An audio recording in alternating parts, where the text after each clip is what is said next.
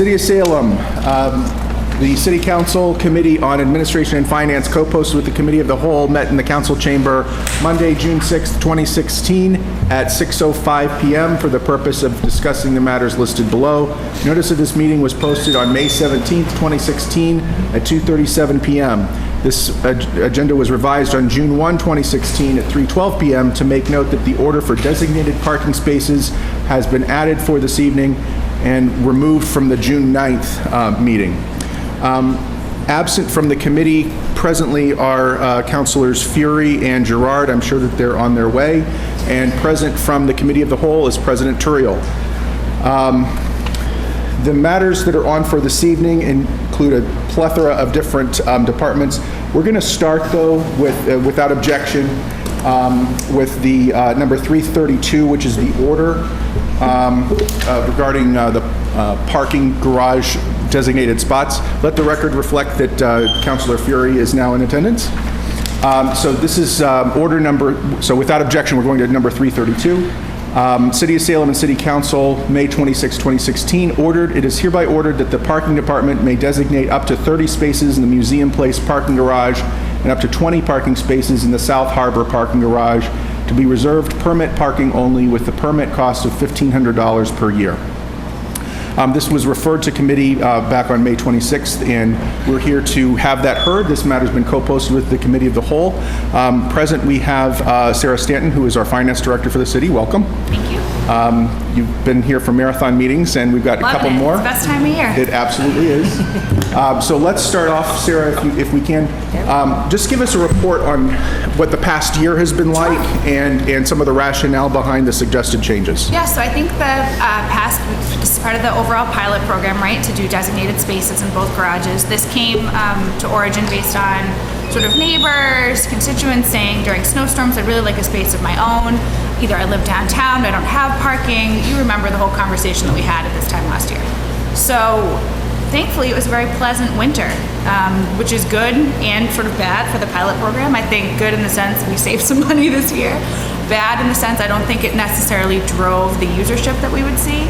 We did see substantial, so all 10 spaces in the South Harbor garage went immediately with, I think as of yesterday, an 8-person wait list associated to that. Hotly contested, it was always the garage people wanted out of the gate. Museum Place garage, a little bit less so, only 18 of the spaces were taken. That's about $33,000 lost in revenue in that garage with the spaces not being utilized and being held. Now, mind you, we let people park there during the day because they're not reserved, but it really sort of showed that there was a greater demand at South Harbor. Mind you, South Harbor is smaller, but it can still accommodate an additional 10 spaces. So we're suggesting this year to sort of better reflect actual usage, 20 at South Harbor, 30 at Museum Place. We think this will help sort of get the people on the wait list into South Harbor, hopefully, so we won't have to do a lottery like we did this year, and more accurately reflect where people want to park. Let the record reflect that Councilor Gerard has joined us. We've just started, Councilor Gerard. We're talking about the parking order first, the one concerning the parking garage orders. Great. So with that, I'll just open this up to first councilors. Any questions that you might have of Ms. Stanton, and then we'll open up to the public if anyone wants to speak on it. I'll go first with Councilor Fury. So how do we come to that figure 1,500? And how do we come to the figure of 30 spaces? And are they designated on one floor? Just curious. Yep, they're designated on one floor in each garage. They're clearly marked. There's little signs that show that they're reserved. We did the 1,500 based on what we thought the annual parking cost would be if you were there 24 hours a day, and sort of the value of having a dedicated space. We'd called surrounding communities that had done, not surrounding necessarily, but other communities that had done this, and theirs was significantly higher. So we thought 1,500 seemed like a good place to start. If the council felt like it was way too high, we would have gone with whatever the council suggested. If it was way too low, I think we would have learned our lesson immediately, but we felt like 1,500 was a good middle ground. Thank you. Councilor Turiel. Thank you, Mr. Chair. Through you, not being a member of the committee, the initial take-up, I know we did not sell out the spaces that we designated in Museum Place, and I think I'm fine with this all going forward. The question that I have is, did we see any real change in demand over time in that first year, or was it pretty much the initial interest and that was it? So it's interesting. I think the periodic request for a parking space as part of this program were typically requested to be at South Harbor, and we had to say sort of as a backup, we have Museum Place as an option, because the priority was obviously to go to South Harbor. Those that wanted to go to Museum Place, the requests were more specific. Like, I want space number 7 because I believe in lucky number 7. So that's less of a demand issue, more of a unique choice issue. So yeah, I think we definitely saw, when it got a little bit snowy, we got more calls, right? Of like when there was the fear of snow, there were more calls. Was it prorated? Kind of more information-based versus committing. But yeah, throughout the year, I think there was definitely more of a call from for South Harbor rather than Museum Place. So for the take-up, it was pretty much initially, the people who got in initially were basically it, and then, the South Harbor, you have the waiting list, obviously, but... Yeah, the South Harbor, we had the waiting list. There were definitely, we had some developers who were doing projects around that area that wanted to do a full year's worth of passes that we had to say, no. We had one developer, I think, put in 5 spaces on it, right? And so he got whatever came as part of that lottery. So, I mean, the idea was that it was going to be open to everyone, right? Anyone could apply for this. Anyone could get the space. There was no priority given. But South Harbor was definitely of greater interest. There's so much going on down there. So the owners of the Bit Bar have called to see if this program was going to continue because they're interested in having spaces for themselves. So. Or for themselves, as the owners. Yeah. Councilor Milo. Thank you, Mr. Chair.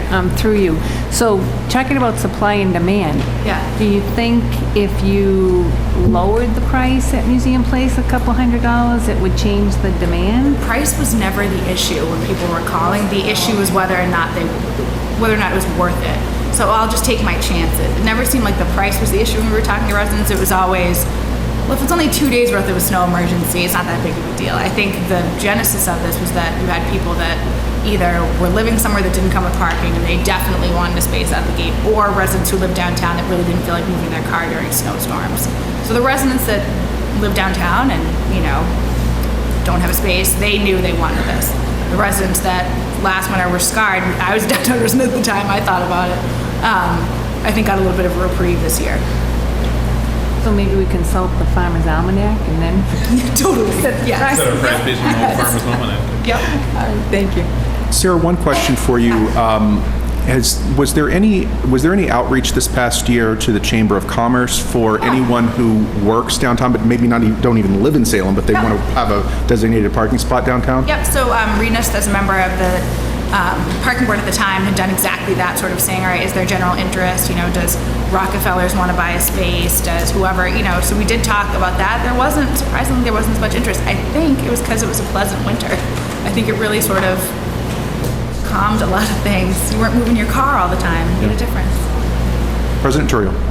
Thank you, Mr. Chair.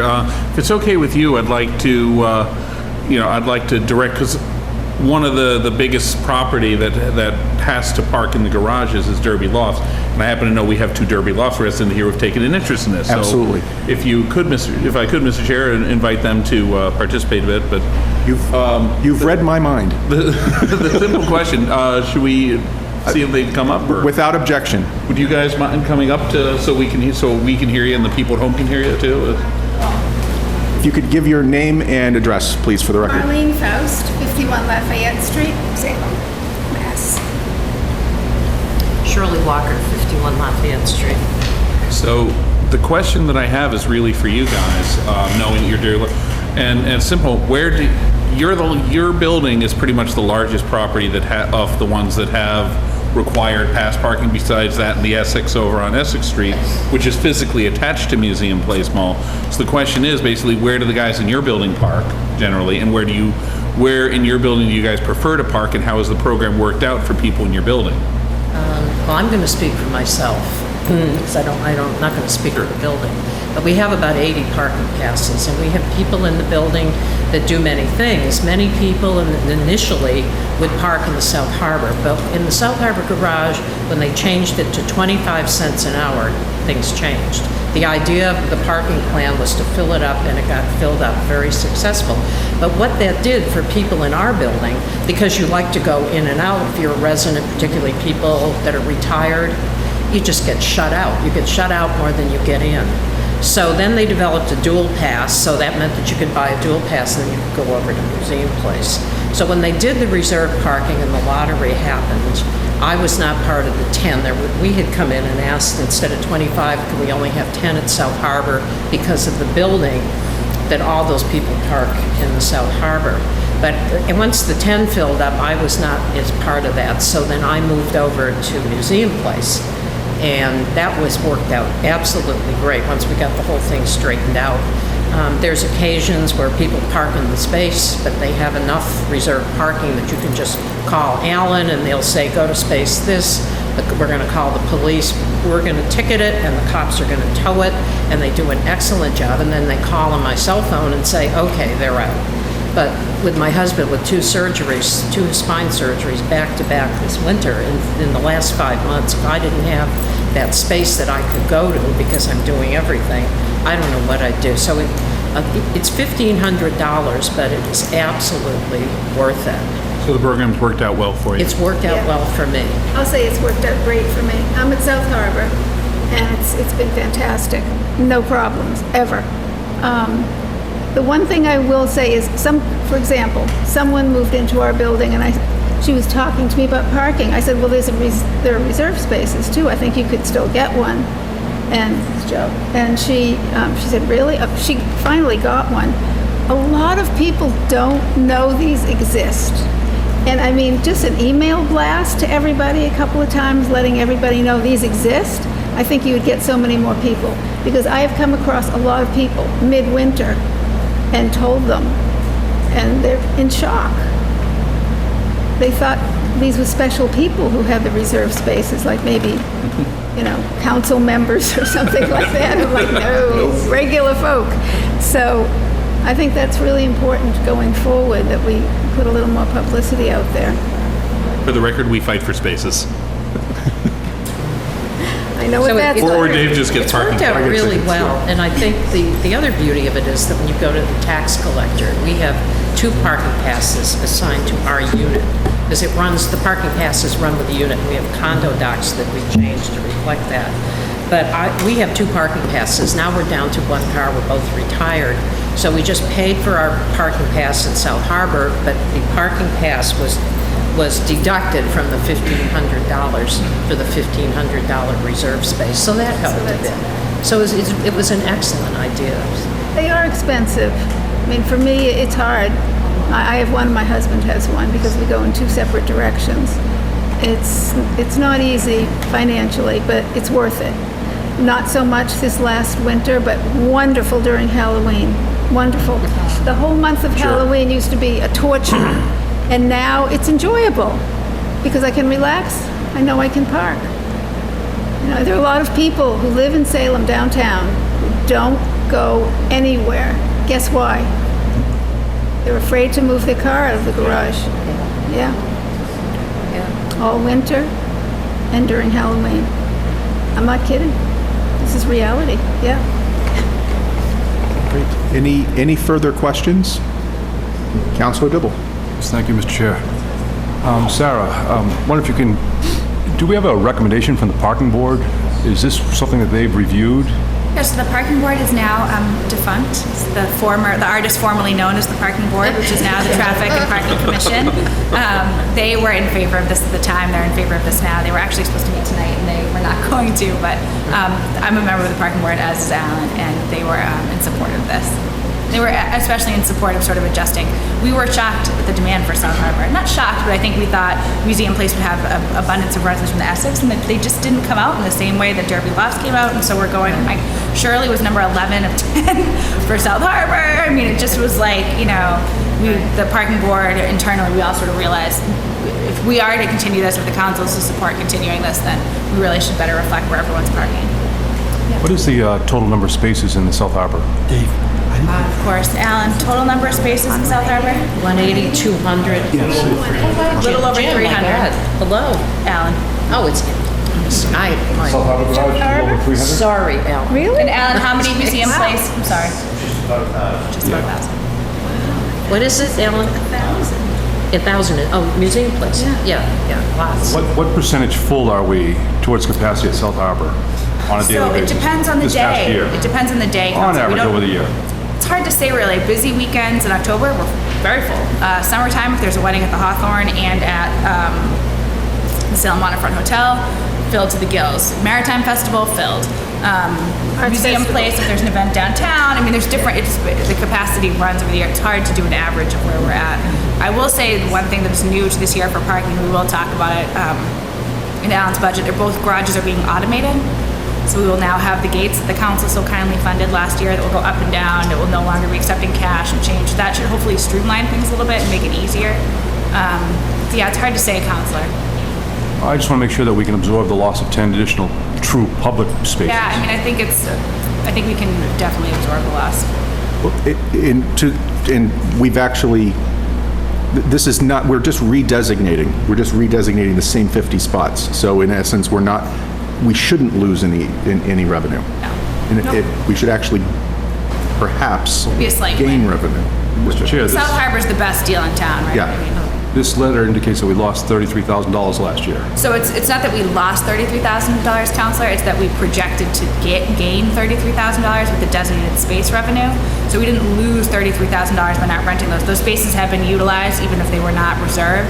So because Shirley Walker has a space that is Shirley Walker's space, the space next door might not be reserved. So as a result, I could park there if I needed to park there, you could park there. So it is in constant utilization. It's not like these spaces have sat dormant. We were saying that the $1,500 per space was based on a guarantee that those would all be filled. So we didn't lose $33,000. Parking revenue is up from last year, slightly, not significantly. Am I to guess that the 22 additional spaces that were not sold, if you would, those signs did not go up, so therefore they were for public use? Signs were up, they just had a little black thing over them, so people could, we put all the signs up at the beginning of the year because the council requested that all the signs be designated, so we put all signs up. But unless it was a specific space, they were utilized throughout the year. I'd like to see if the spaces are not sold, that no sign go up so that the public can use those spaces. So the public can still use them, Councilor? The signs are covered.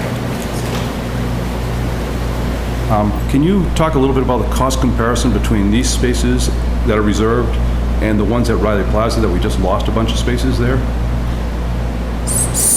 We could talk about that. Yeah, it's sort of two separate conversations. So are you thinking in terms of the annual Want to have cost? a better or- understanding why is there a big difference in cost between the spaces and what are we doing about the loss of those spaces at Riley Plaza? Councilor Torrio. Thank you, Mr. Chair. Through you, I know I can address this because it's those Riley Plaza spaces are A in Ward 5 and B. I was here for the transaction that we did with this.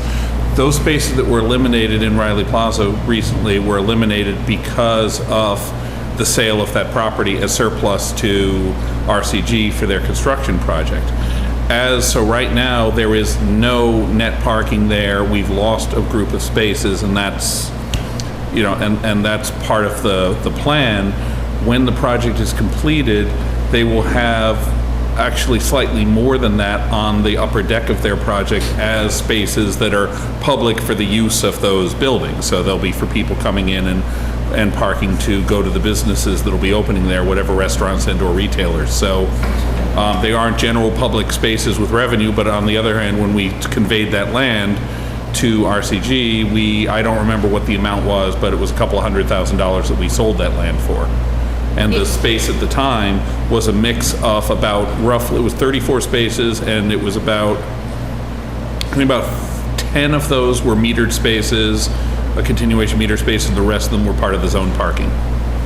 My question, Mr. Chair, was the cost comparison between those spaces that Alan, are what's the Riley annual Plaza and cost for these. Riley Plaza? It's monthly, right? I can't remember off the top of my head. Riley Plaza, the cost per month? Pass parking. For a pass?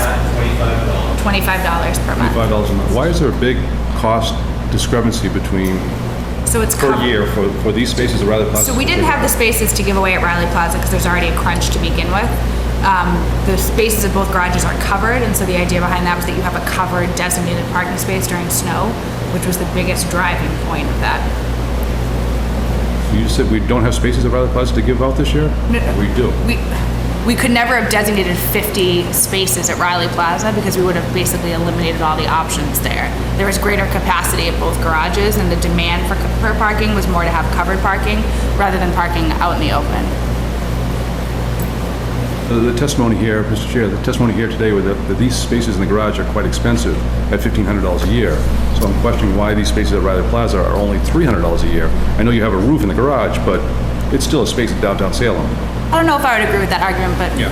I mean, there was a lot of thought that was given to a designated 24-hour year-round space in a covered garage, especially after the winter that we had compared to, I think Newton did it, Cambridge, Boston, a couple others that had designated municipal spaces. Ours was on the lower end to have a year-round dedicated space. So, I mean, But before I call on President Turiel, the other way to think of it, Counselor, is this: is that for right now we have blinders on and we're kind of just considering the parking garages themselves and what we're doing with them. That's a good discussion point that we can have on other open lot areas if there are designated spots that we would sell monthly passes for, et cetera. But it technically is not before us today, so we can't make that decision today. But I understand your question, President Turiel. Thank you, Mr. Chair. Through you, the parking plan that we have, that's comprehensive parking plan for the city itself, was actually passed by City Council just before I took office. It was passed at the end of 2011. We implemented 2012, my first year. That plan set up the current basic structure of meter rates, although some of those were changed based on results after it was put together. And I know, just say, like Councilor Fury was there when it passed. And what happened is, throughout the city, there were several zones that were created for these monthly passes. The monthly passes being set up in such a way that they were intended that the owners of businesses would buy them and give those passes to their employees.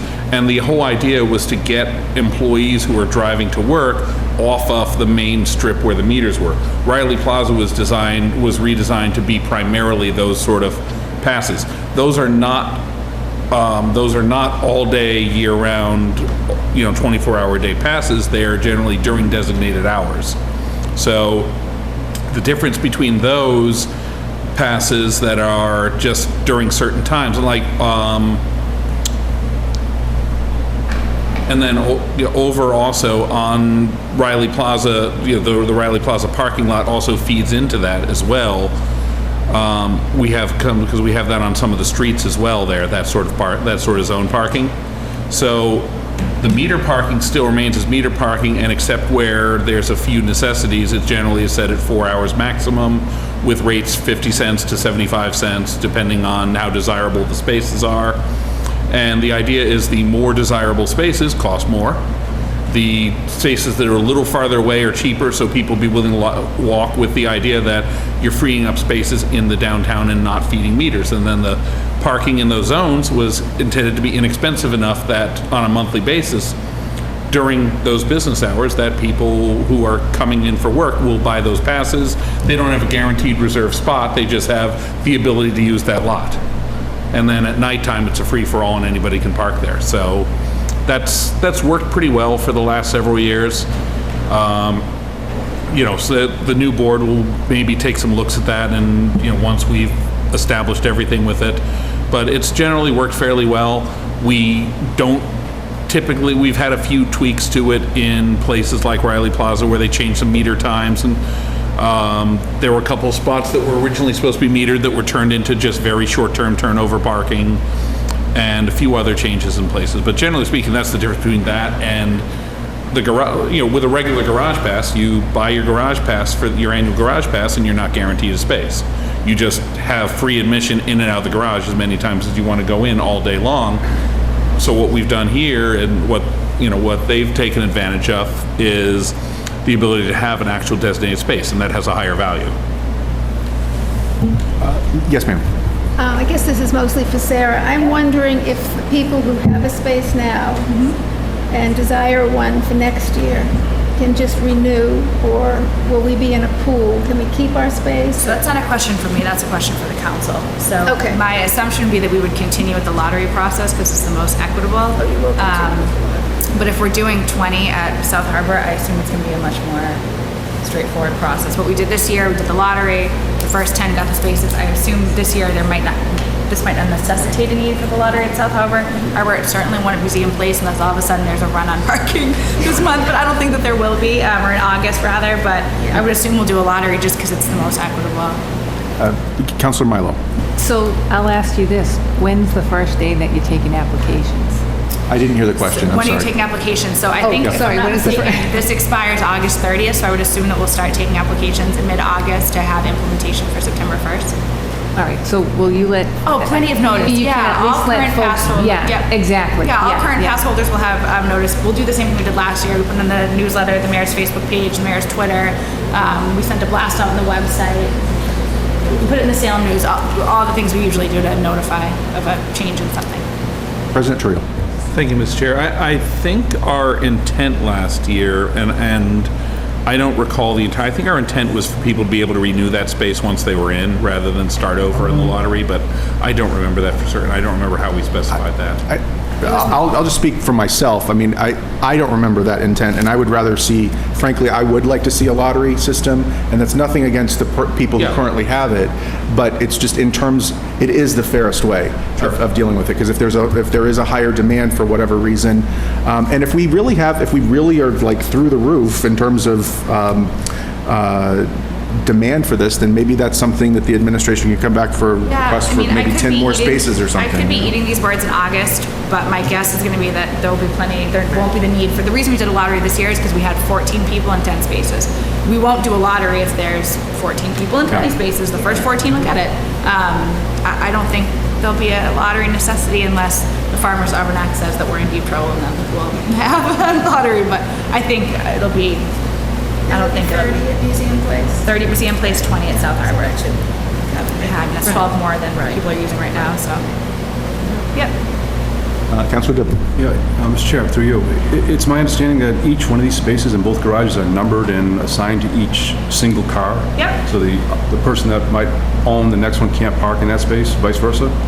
They're assigned to, each space is assigned to for one person? Yep. But not one car.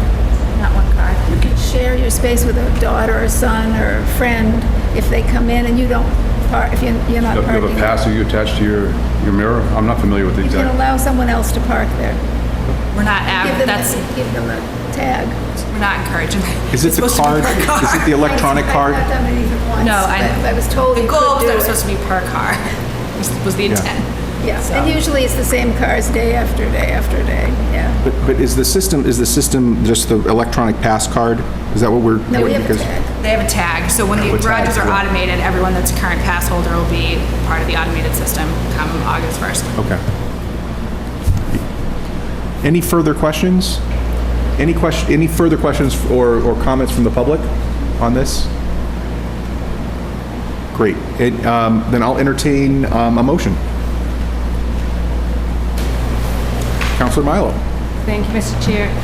I move to approve order number 332, designating 20 parking spaces at South Harbor and 30 at Museum Parking Garage, for the permit cost of $1,500 a year. It's I'd like been- to offer a friendly amendment on there. Okay, so it's been moved and seconded to approve number 332. Now it's under discussion. Councilor Dibble. Yes, I'd like to offer a friendly amendment that we do indeed assign a lottery system to this, an annual basis, so that each and every space is assigned annually through a lottery. Would that be accepted as a friendly amendment to your, Yeah. your motion? To be reserved permanent parking, by lottery after, to be reserved permanent parking only by lottery, or so, I mean, I'm not sure where you want to put that in there, but. Is that acceptable, Councilor Dibble? Yes. Do you have any problem with that? Okay. It's been moved and seconded that number 332 be recommended for passage as amended. Moved by Councilor Milo, seconded by Councilor Gerard. All those in favor say aye. Aye. Those opposed, no. Matter carries. Thank you very much. Thank you for coming in tonight. Since we're already talking about parking, if we can just go ahead and go forward with the parking budget. And Alan, you're welcome to join right up front here. And this is Number 7. number 7 in our books. So I just wanted to do do a quick sort of peripheral parking update. There's no significant, I shouldn't say that there are significant changes this year, no significant budget add-ons. So last year, as the council recalls, you funded $500,000 to automate both garages. This would allow for the alleviation of cash handling, which is, from a finance director perspective, very exciting. It'll give us better data on the comings and goings of the garage, can speak further to capacity and all sorts of good things. It also will give us an abundance of data that we've really never been able to collect ahead of that. Another sort of valuable part of this is that there are some cost savings associated too. So we have a hodgepodge of part-time labor, right? Some people that are working 5 hours, 17 hours, and it's a very difficult position to fill for the part-time cashiers because the hours are so not necessarily regular. So we have about $50,000 in savings projected from the need to no longer have cashiers specifically sitting in that little booth area when you come in and out of the garages. We will have 24-hour staff, so current and full-time employees who are working as cashiers will now be shift supervisors, and they'll be manning the garage area, so that the garage is now both open 24 hours a day and staffed 24 hours a day. This will give Alan a chance to finally have a regular schedule. He's been doing a yeoman's work since Jim Hacker retired, doing both Alan's job as Alan and Alan's job as Jim. So he's many people and many things. He's been doing an absolutely fantastic job manning that very serious ship. You'll also notice that we have the Director of Traffic and Parking, the proposal per discussions on Traffic and Parking Commission within the budget as well. So lots of good, exciting changes for the parking department. We're glad to answer any questions you might have. Let's open it up to questions, and Councillor Milo. Thank you, Mr. Chair. Through you. At what point or when do you think, based on the savings for the automated parking, I don't know if they're going to be increased revenues as a result of it? Yeah, or reduce, at what point in time or how many years do you think it's going to take to recoup the cost of like? So I don't know if we'll ever fully recoup the full cost of the $500,000 is a significant amount of money. I do think that revenue, we're projecting revenue to go up because we will be collecting 24 hours. Now the garage closes at 2 a.m. So for those staying out real late, we'll be collecting more revenue. It'll also help us sort of prevent the people that come in and work at a night shift and then leave, and so we don't catch them when the gates are up for parking. The $50,000 in savings is for part-time employees to begin with, and $50,000 really doesn't include the long-term cost that we would have of said employees, you know, if we kept them on. But I mean, we're hoping revenue goes up. We'll have a better idea after the first year. We'll have so much more data to work with. All right, so is that one of the main, Mr. Chair, through you, is that one of the main reasons we're doing this, to collect the data? There's a multitude of reasons we're doing it. One, we should be able to accept credit cards at the garage, right? Most modern garages have kiosks and accept credit cards, and it streamlines the process. Second, there's a huge fraud risk element when you have cash handling, right? Huge element of fraud risk. You have, not that our employees aren't great and wonderful, but you know, it definitely eliminates that possibility.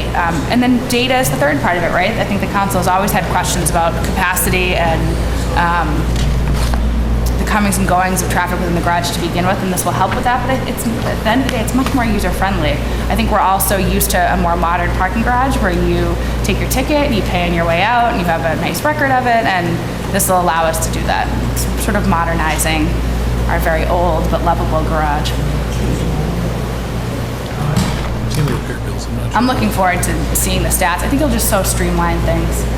So much easier to get in and out. I mean, on busy weekends, it'll make it a lot easier. It takes the fumbling for cash aspect out of it. The kiosks are going to be located, hopefully one within the Museum Place garage. We're working that out with the landlord now. And then one outside the parking garage office. So well lit, bright, just make life so much easier. Same with South Harbor. Much brighter, much easier, much more streamlined. Any other questions from council members? Any question? Councillor Dibble. Yes, thank you, Mr. Chair. Alan, I'm enjoying parking in the garage again. It's been about 16 years since I parked in there on a daily basis, and over the last 16 years I park in there maybe 2 or 3 times a year until now, and I find myself at almost daily meetings here at City Hall. So I'm back there frequently, and the garage looks really clean, so thank you. It's cleaner than it was 30 years ago. I haven't found my way up to the top floors because I get there in the late afternoon often and leave at night. and there's always spaces down low, but how close to capacity are we on business days? Business days were probably only 50 to 70%. I'm talking the Museum Place Mall. Right. 50 to 70. How about on weekends, roughly?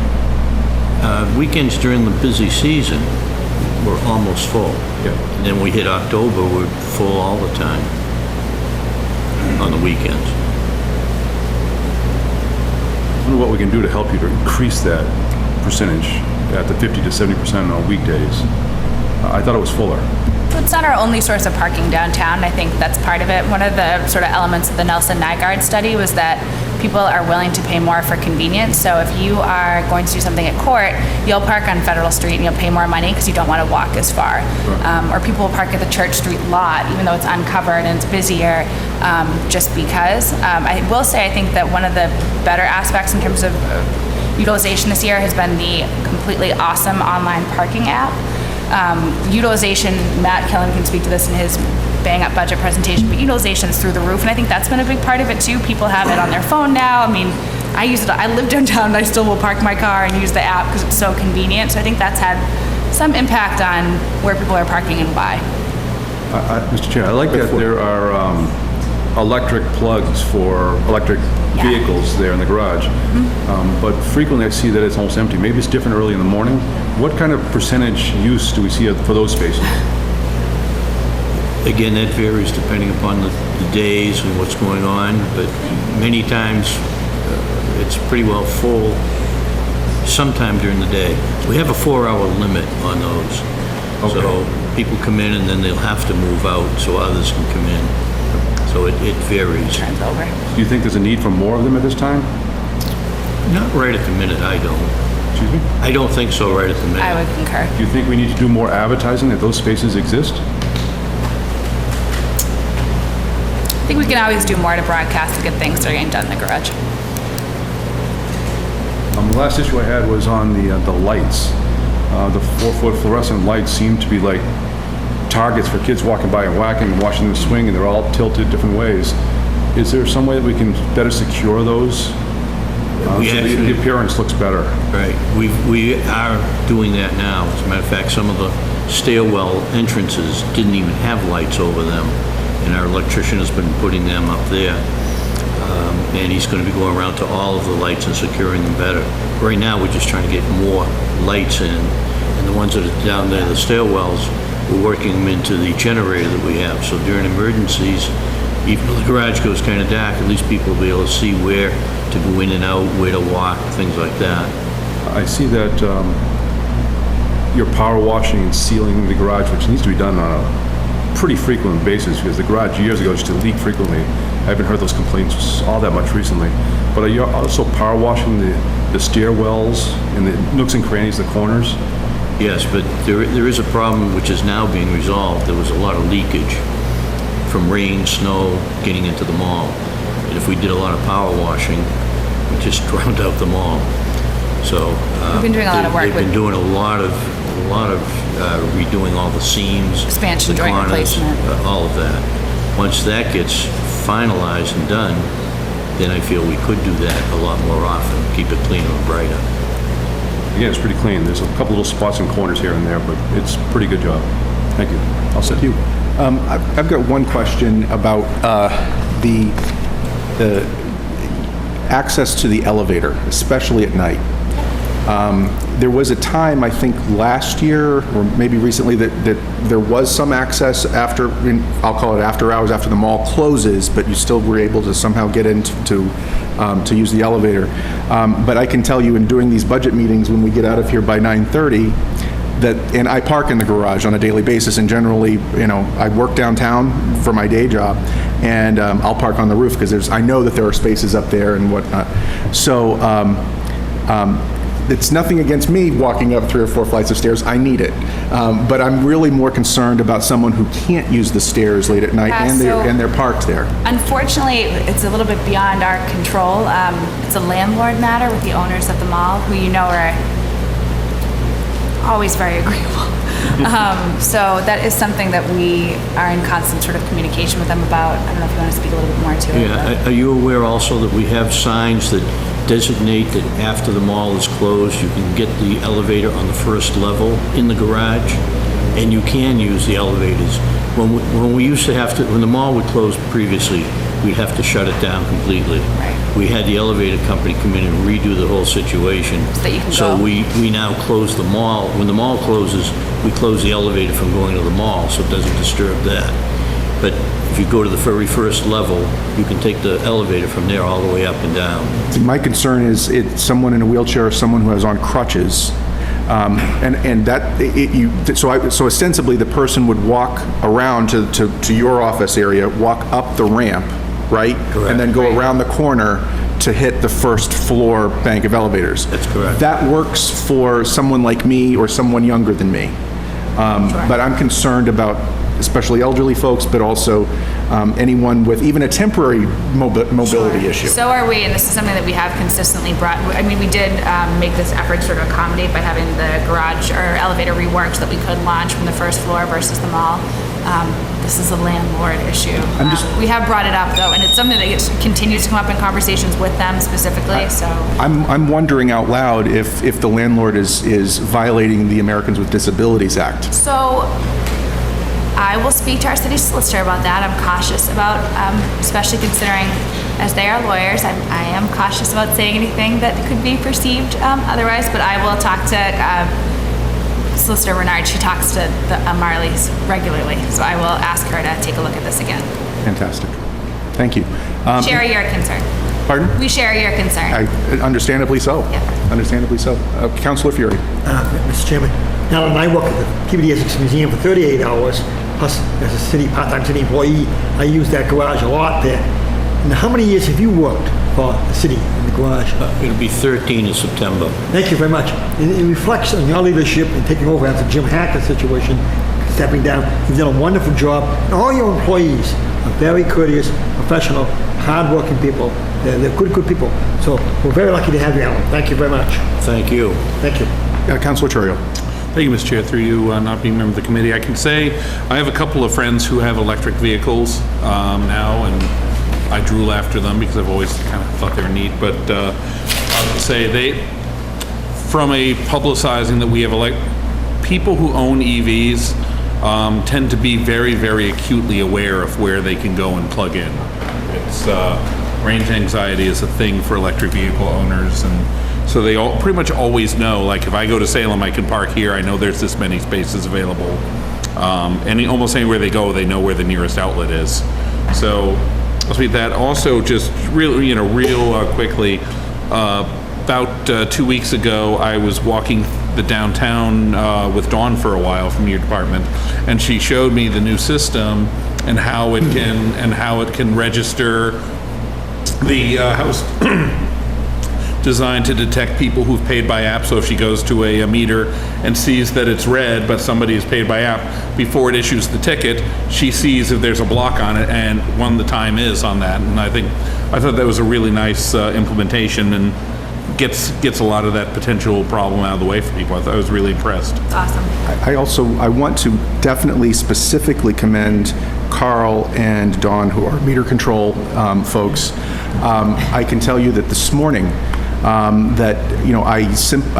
was parked on Church Street in a metered lot, literally going upstairs to my office just to come right back down, and there was a ticket right there on my windshield. It's our most efficient service. And I want to commend them for that. I've been trying to fund the city in every way I can possible with those tickets, and Carl and Dawn are both very diligent in doing that. And that, in all sincerity, I really do appreciate it. So. They are our most efficient service without a doubt. It's incredible. So, yes, Councilor Gerard. Thank you, Mr. Chair. I will also add that they are very, very nice about it. Oh, absolutely. Too. So, Yes, absolutely. they're fantastic. Any other questions? Any questions from the public? Seeing none. Councilor Gerard. Thank you, Mr. Chair. I move for approval of the Parking Department General Operation Personnel Expenses budget in the amount of $684,700. Is there a second? Is it too late to ask another question? It is never too late to ask a question, Councilor. I'd like to... But just for the record, it's been moved by Councilor Gerard and seconded by Counselor Milo of personnel expenses on general operation, the amount of $684,700. Under discussion, Counselor Dibble. Yes, through you, Mr. Chair. I'd like to, Alan, if I may, the Bridge Street parking lot, Universal Steel, where are we at with revenue from that lot over the last 5 months since we put the meters back? Since we've put the kiosks back in, it has increased. Payment has increased. Yeah, I would hope so, because we have a meter now when we didn't have one. But seriously, what type of revenues, what type of number of spaces are we seeing occupied there? Probably about 50%. 50% full? 45 to 50. On weekdays? Yeah. I can just say anecdotally that I can't attest to it the same way, but I drive past there going to and from work every day, and I generally only see about 15 cars in there at that particular time. And it houses how many spots in that particular lot? I'm trying to remember. It was 130. Yeah, 120. but that's anecdotal, so. It's nothing like a commercial tax base, but there's cars there. Seeing no further discussion on that motion, all those in favor say aye. Aye. Those opposed, no. Matter carries. Councilor Gerard. Thank you, Mr. Chair. I move for approval of the parking department non-personnel expenses in the amount of $217,072. It's been moved by Councilor Gerard, seconded by Councilor Milo, of non-personnel expenses under general operations for the parking department in the amount of $217,072. All those in favor say aye. Aye. Those opposed, no. Matter carries. Councilor Gerard. Thank you, Mr. Chair. I move for approval for the parking department total personnel and non-personnel expenses budget in the amount of $901,772. Second. It's been moved by Councilor Gerard, seconded by Councilor Milo. Total personnel and non-personnel expenses, $901,772 under general operations for the parking department. All those in favor say aye. Aye. Those opposed, no. Matter carries. Thank you very much. Thanks, Alan. Thank you, Alan. Should we go back to 3? We'll go back to the original order. So we have the Assessors Department. Number 3? Number 3.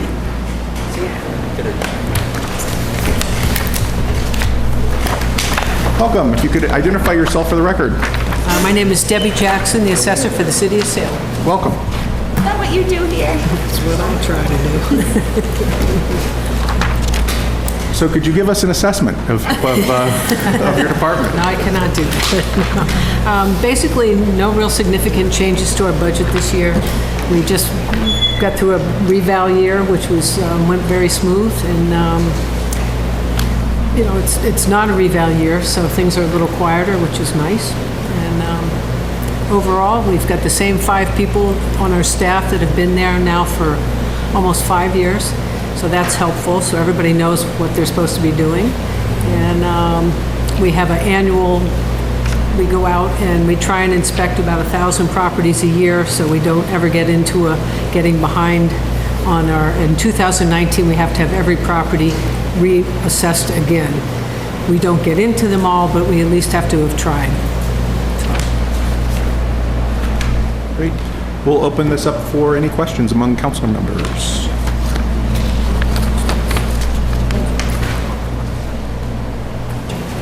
Any questions from the public? Great. It's been nice talking to I you will, again. I'll entertain a motion. It's been my pleasure. Councilor Gerard. Thank you, Mr. Chair. I move for approval of the assessor's personnel budget in the amount of $298,040. Second. It's been moved by Councilor Gerard, seconded by Councilor Milo, of personnel expenses for the Assessors Department in the amount of $298,040. All those in favor say aye. Aye. Those opposed, no. Matter carries. Councilor Gerard. Thank you, Mr. Chair. I move for approval of the assessor's department in non-personnel budget of $24,200. Second. It's been moved by Councilor Gerard, seconded by Councilor Milo, of non-personnel expenses in the amount of $24,200. All those in favor say aye. Aye. Those opposed, no. Matter carries. Councilor Gerard. Thank you, Mr. Chair. I move for approval for the assessor's total personnel and non-personnel expenses budget, in the amount of $322,240. Second. It's been moved by Councilor Gerard, seconded by Councilor Milo, of total personnel and non-personnel expenses for the Assessor's Office in the amount of $322,240. All those in favor say aye. Aye. Those opposed, no. Matter carries. Thank you very much. Thank you, David. I would just like to say it's a pleasure walking into your office and being greeted by your staff out front. It's a pleasure walking in there, asking questions and getting maps or looking at the maps, and they just jump up and want to help whoever, not just me, whoever walks in that door. We try. Thank you. Thank you. Actually, Debbie, can I just ask you one question? Yeah. Sorry. She's so close, Deb, so close. Just what she thought she had to get away. Earlier today, talking with one of my constituents and neighbors, and there's crazy house sales going on, and these prices are going through the roof. How are you seeing assessments? Are they going way up? One interesting thing about my job, it's reflective. So the sales that we utilize for fiscal 2016 assessments were sales that happened in 2014. Right now, I'm looking at sales in 2015. I can honestly say most classes will not go up that much, although single families and condos are starting, I mean, last year, probably on average about 6 or 7% for both condos and single families. This year, 2016 sales, another thing that I do find is a lot of houses have been, a lot of constructions going on. So I see a lot of renovated kitchens, a lot of redos. So houses that we might have had in average condition really are in good condition. So yes, they are selling for a lot of money. We follow the trends. I mean, it becomes a math problem. Yes, I have seen sales, but some of it, when you look at it, and we had it in average condition, now it has all stainless steel, kitchens redone. I mean, we raise the assessment accordingly because it's in better condition than what we had it in the system. Again, which is why we try and get out as much as possible and inspect as many properties. And if it's really blatant that somebody's done a lot of work without a permit, we talk to Tom St. Pierre and share that information as well, which hopefully we don't see too much of.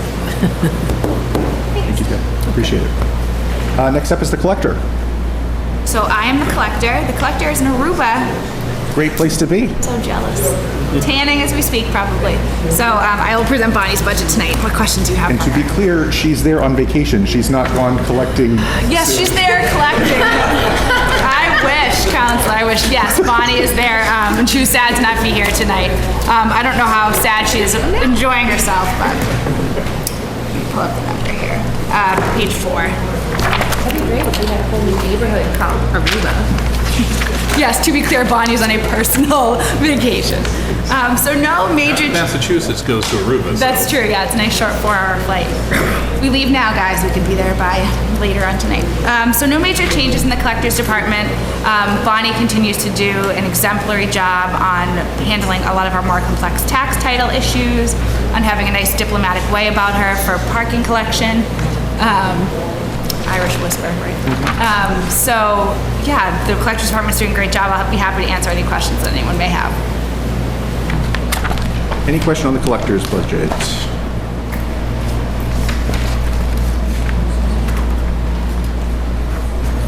Seeing none, any, Councilor Milo?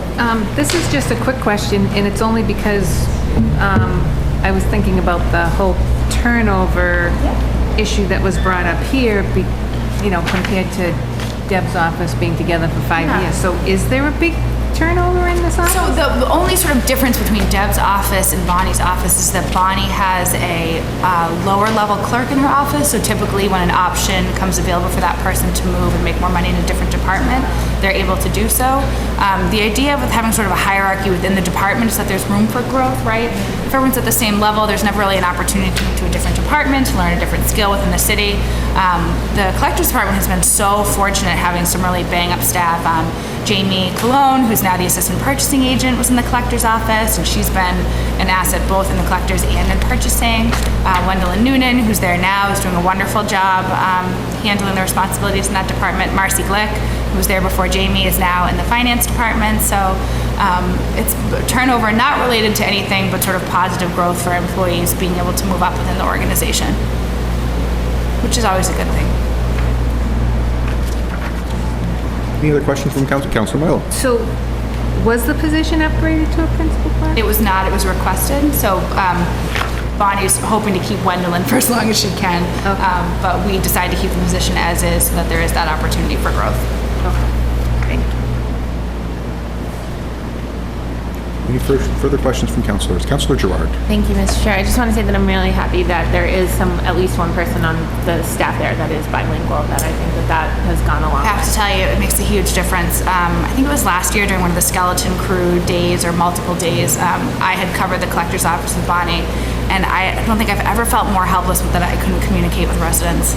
There's nothing worse than trying to help or explain or go through the process and not being able to do so, especially with taxes, right? You know, I think people get bills or they have an opportunity for an abatement or whatever the issue may be, and if they can't have someone to communicate with, they're just going to assume that either I'm paying this full amount or I have to do this process, and there's something immeasurably helpful having someone in there that's able to speak to the bulk of our residents in a clear way. It certainly wasn't helpful with me trying to Google it on my phone and help, you know, so we're lucky. We're super lucky in that department. It's great. And if I may, you know, something that we had talked about earlier, the open house on Thursday evenings. Yeah, so we talked about this as part of the City Hall to go under the mayor's budget. So one of the sort of suggestions from our collector was to do an open house. One of the issues that sort of she sees, I think, more regularly, as well as the water sewer department, are questions about what do you do as a new resident, right? So do you pay for trash? Do you not pay for trash? Where do you get a parking pass? What street are you in? What zone are you in? I think we do a good job as a city, as promoting the different opportunities here, right? Different organizations to get involved in, different ways to deliver city services. But this will give a set time frame at night where people most likely are able to come after work to answer all of those sort of mundane questions. I mean, I am the city's finance director, and I was a little unclear when I bought my home in Salem about trash. I was like, wait, do I pay? And Bonnie's like, this is ridiculous. Here, let's sit down and go over these questions. So, and I got ridiculed, of course, mercilessly for not being aware. But if I'm someone that's in the building and relatively well informed, imagine if you're just moving here for the first time, you don't have the benefit of knowing people in the offices. So it's sort of a nice dovetail to the City Hall to Go program. We're hoping to launch it right around the same time. So we we'll advertise, plenty of advertisement.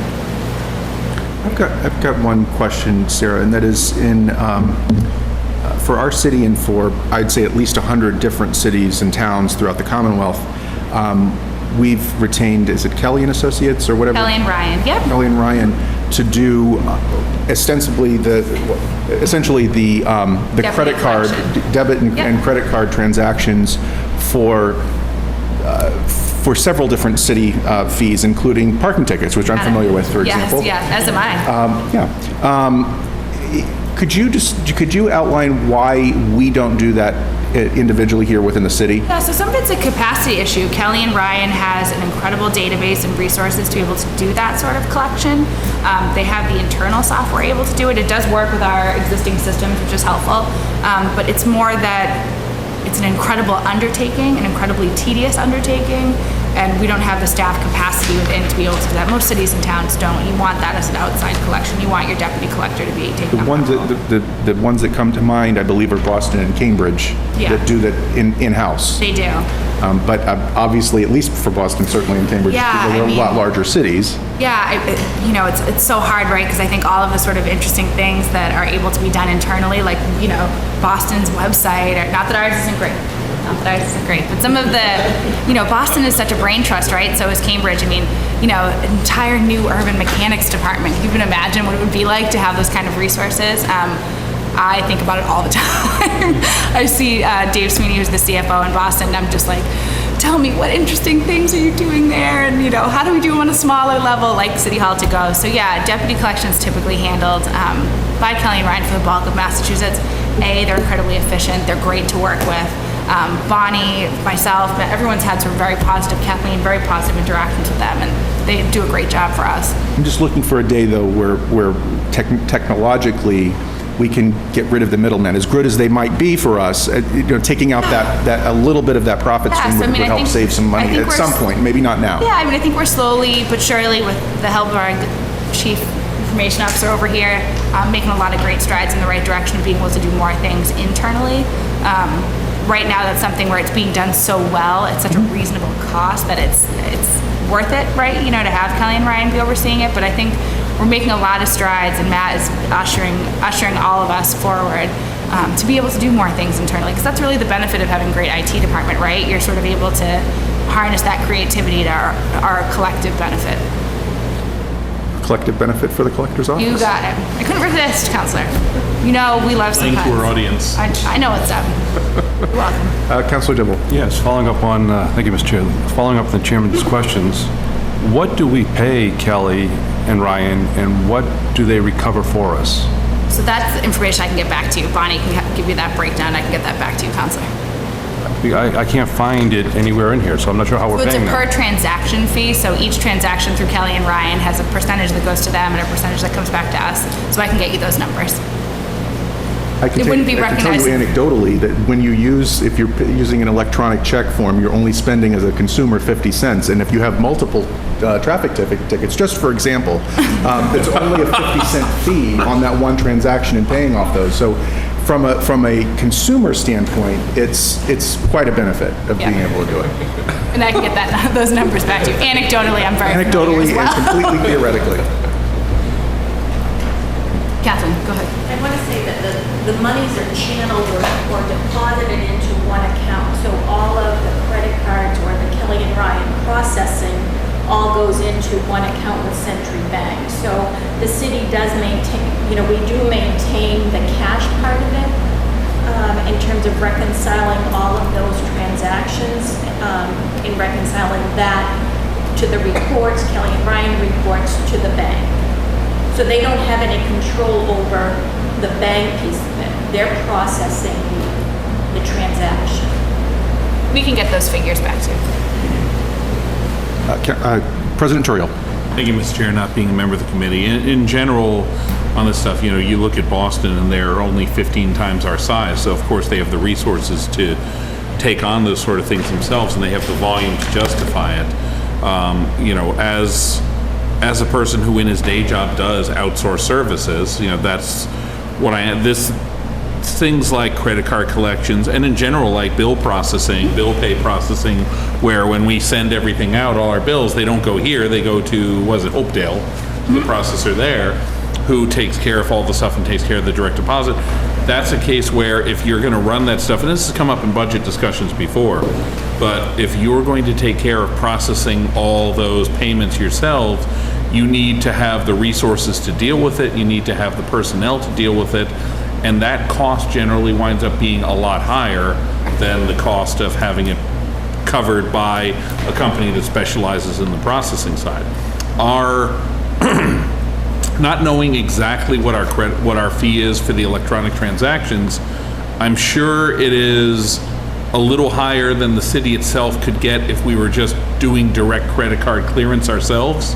It's probably a little higher than that, but that also covers for the overhead of the company that does it. And generally speaking, in these kind of outsourcing situations, you don't make a lot of money per transaction. You just do lots and lots of transactions for lots of people, and that's how you make a living doing it. We look at this just like we look at all sort of services, whether or not, to John Tomas's point in his budget, right? Are we doing it the most efficiently in-house? Is this an opportunity for a private-public collaboration? We can get you that data, Counselor. It's easy to grab. Any further questions from councilors? Councilor Dibble. Yes, again, just to follow up on both your comments.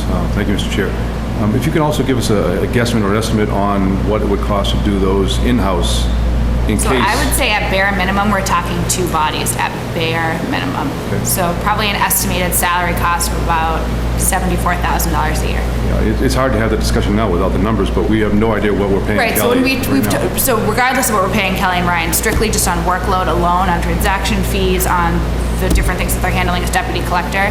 When Bonnie and I talked about this, I think when I started, that was about 3 years ago, we were looking at a bare minimum of 2 additional bodies. The 2 women who work at the front desk in the collector's office are out straight, start of the day, end of the day. We're lucky sometimes if they're able to get lunch. It's just a very busy process. The assistant collector is incredibly busy. The collector is incredibly busy. To increase that sort of workload would take at least 2 additional people. We can get you the transaction details in terms of what Kelly and Ryan is costing versus what is being brought in and what's being collected. But in terms of workload, that's something that has been consistently discussed, and it would be about 2 bodies. Again, not knowing what the Kelly numbers are, if it comes back as we're paying them $200,000 a year, it's a Yeah, no-brainer exactly. to hire 2 people. But I don't know what the numbers are. Yeah, so we can, like I said, it's data we can easily get back to you. Thank you.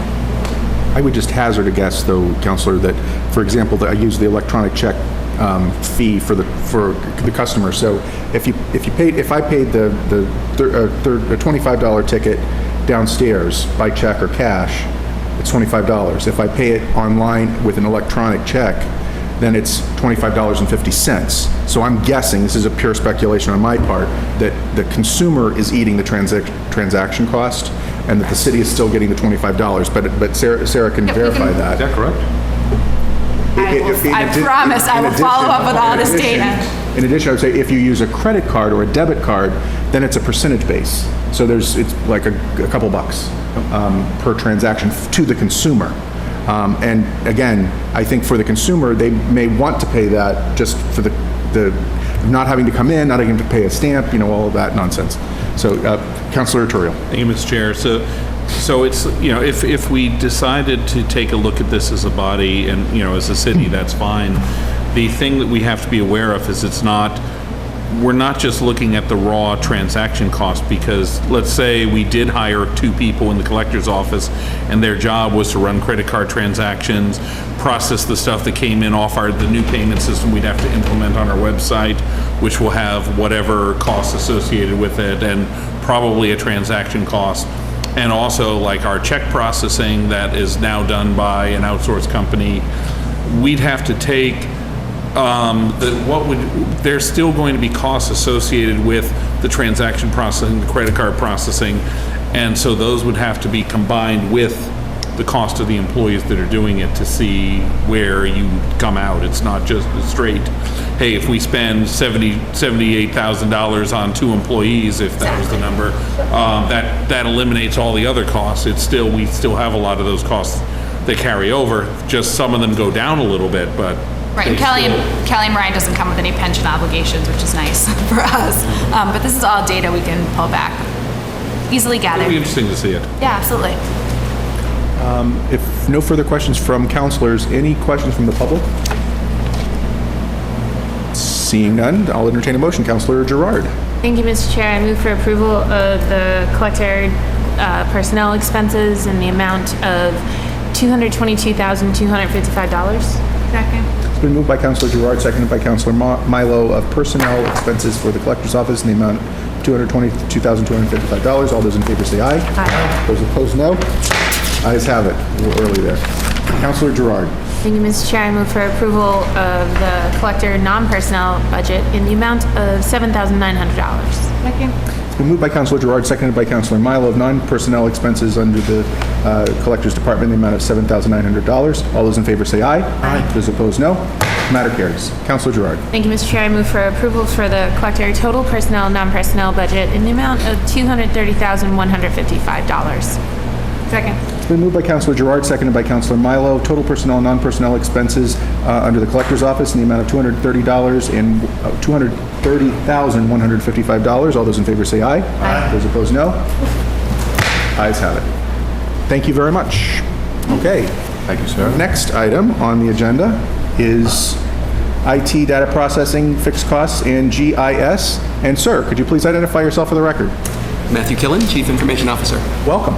Thank you. So, this budget is huge. I'm sure you're shocked by the increase. So, the reason behind this setup, when you see numbers like you're seeing in front of you, you're going, why? Wait, why are these numbers so large? So, this is the end result of what has been 2 years of consolidation of city and school IT functions. We started this process, as you all remember, with contracting with the Collins Center for Management. We got a great IT consultant who came in and said, you need Matt Killen. And so we searched high and low, and we've got a Matt Killen, and it's been nothing but great ever since then. So this budget reflects a $700,000 appropriation moved over from the school budget to the city budget to consolidate staff, resources. You'll see later in capital, same thing, fixed costs. Everything is now consolidated. The school employees are now city employees as of July 1st. Correct. The school committee has reduced their budget by $700,000 so that we wanted to make sure they weren't, keeping it. So $700,000 was moved over to our side of the ledger, which is reflected in all of these different line items. The school personnel have been notified of this process. They're fully on board. And I would say, from an outsider perspective, as someone that is not within the IT department, this is, and I think the IT department would say the same thing, from both school and city, this has been a great process. It's not been without its bumps. There's definitely been some challenges, and okay, this body goes here, and this person does this now, and when you call IT, it might not be Ollie running across the street. You might see Shaq, or you might see Deb, or Bobby Gansworth. So there's all sorts of positive changes. But the reason that you are seeing this budget and the size that it is, it's reflective of all of the school IT needs, including software, the new student information system. Everything is moved on over. So it's quite a budget, but it reflects the needs of both city and school, and it really gives us a full picture of our IT resources, which as someone that was on the committee to start this process, I'm so thrilled to see it come to fruition. Last year was, the first year of Matt's not messing around, right? And this year is the first year of the budget not messing around. It finally is reflecting the good work that's being done. So we're happy to answer any and all questions, but there's, can't say enough good things about this process. Counselor Milo. Thank you, Mr. Chair, through you, and thank you, Matt. I'm just looking at the health tickets, the difference between this year and anticipated next year. So do I understand the school's responsible for like 3,800 Correct. health tickets? Correct. So up to this point, we've had just over 3,000 health tickets within the schools, and just under 900 within the city. So we're at about 3,900 for not quite a full year. So that projected number that you're seeing, I think it was 4,750. Yeah. We're going to be pretty darn close to that for the whole year. You all set? I'm all set. All right. President Turiel. Thank you, Mr. Chair, through you, not being a member of the committee. This is why you came, isn't it? This budget. How dare you? He came for the finance department budget. Okay. No, this is, I will say, this is something, Matt represents basically 3 years of work on my part to try and get this in the budget and done appropriately. And if you look, and I'm sure we'll discuss the CIP side of this as well, but the system upgrades, the things that are happening that are on this side with combining the ledger, I think, this has been something I've been looking forward to a long time, because what we get out of this is and I say this, partly for the 5 or 6 people who have little enough to do today to watch this on TV at the moment. But it's Monday night; it's beautiful out.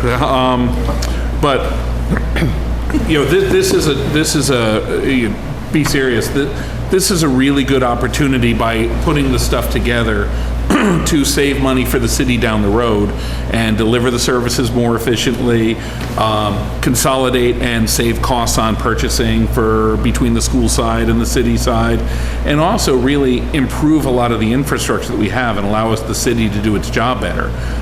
They'll speak to to some of the things that are in the CIP as we go forward, but this is all the kind of infrastructure stuff that was very neglected in the city for a long time. My initial civic engagement with the city was back in 2000 under former Mayor Yuzevich, when I came in along with some personnel from Salem 5 and a couple other people from Salem businesses when I was working at Holyoke at the time.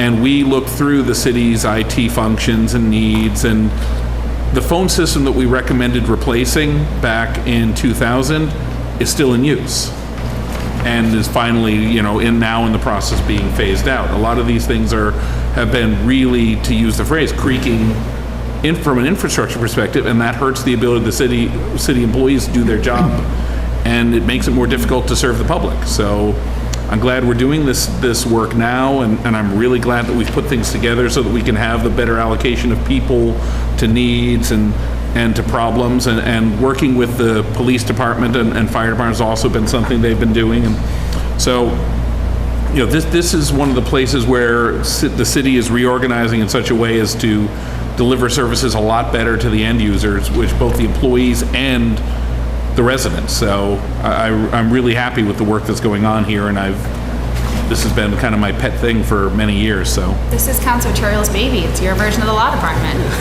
yeah. Beth, can you be finance? Can I be your baby then? Oh my gosh. Can't wait. Councilor Joy. Thank you, Mr. Chair. I just want to say that I absolutely love the Passport parking app. Great. That is absolutely fantastic, and the fact that I don't have to scrounge around for quarters, dimes, or nickels anymore, and or go run to a business and be like, can you change a dollar, makes me very happy. There are some glitches with it every once in a while, that even though the Sewell Street lot the meters end at 6, every once in a while it'll ask me if I want to go to 7 or to 8 or whatever, that 4-hour time. We're just checking that you're paying attention, Beth, that's all. Yes, and I did. Well done. So, yeah, I absolutely love that. I think that is so worth it, and just the greatest invention since sliced bread. I have to say I can't claim credit for that. It was an initiative that had been looked at as I was arriving, and I was asked to take a look at it last July, I think it was. Found out what had been done up to that point, was able to pull the pieces together and get it done. But it wasn't all me. Thank you for your kind comments, but it wasn't all me. I'm also looking at Ollie. A lot of work had been done prior to my arrival by a lot of folks, but we were able to pull it together and get it done. And since we went live with that app at the end or middle of October last year, I have been pleasantly surprised, shocked even, at the adoption rate. It's through the roof. It pretty much doubles every month in terms of transactions and revenue. Yep. Yeah, and whenever I run into Carl, and I usually see Carl more often than Don, that he'll show me, he'll say, look at how many people on whichever street are using this app right now. And it really works. And they've shown me how it works. And so, like when people are like, it says the meter's red, how will they know? That's the amazing part. The staff has really embraced it. It's been great. Don gave me that demo, it was terrific. Oh, God, they're so happy to show it off. It's like, you couldn't ask for a better reaction. Another area that we found that really worked well, and if I can diverge a little bit, as you know, we upgraded the municipal website last summer. We found that traffic had been trending down, subscribers had been trending down, because the site, I think it's fair to say, was difficult to navigate. It was not mobile device friendly, so if you brought it up on your cell phone or your tablet or what have you, it was really difficult to navigate. We upgraded to more modern technology, and since we did that upgrade, also toward the end of last year, we've had over a million visits to the site. That's a million. We've approximately doubled the number of subscribers to the site. So people, when you modify the tool or make it a more effective tool, people respond. Well, it's been great for me, especially as a ward counselor, that when I post things on my Facebook page or something, and I can say, go to this page, go to here on salem.com, go do this if you have that, I can direct people to that. And then later on when I see these pages that are most frequently used, I'm like, oh, hey, I might have contributed to that. So, but I do also want to point out that, I typically before these hearings, I spend a little time with Sarah, and so for your budget, I don't know if you can see this, that everything goes, huh? What? What is this? What is that? Trying to figure out.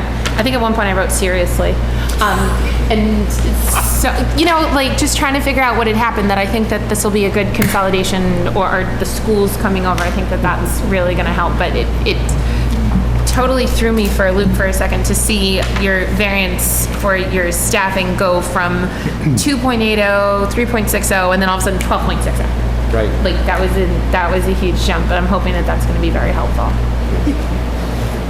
Seriously. I've got it. Go ahead, Councilor Milo. Sorry. Thank you, Mr. Chair. I guess I do have a couple more questions. On the goals and objectives, the third bullet down, investigate public, private, and other alternate internet options for residents and businesses. What is that? So Salem is one of those communities that did not benefit from the Verizon fiber optic build-out. They call it FiOS, I know their it. product. Yeah. Verizon, some years ago, suspended that build in the Commonwealth for a variety of reasons. It came very near to us, very, very near to us, but didn't quite make it to us. So I tread lightly with words like monopolies, but there's limited internet options in Salem.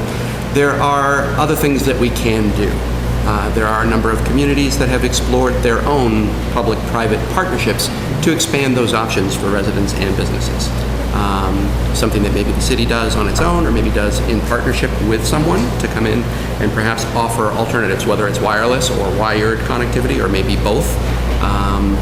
is something that's being explored by a number of Commonwealth communities because you don't want to be completely beholden to a single provider. Kind of to go off of that, I'm looking at the CIP overview and the citywide fiber optic network part 2, 700,000. Is this part of that discussion, or? Yes, maybe. So that network, when fully built out, so it is a two-phase project. When fully built out, we will have substantial capacity under the street and on the poles throughout the city, which we may be able to leverage to support this kind of a system. But I want to keep the chicken and the egg in the right order there. President Turiel.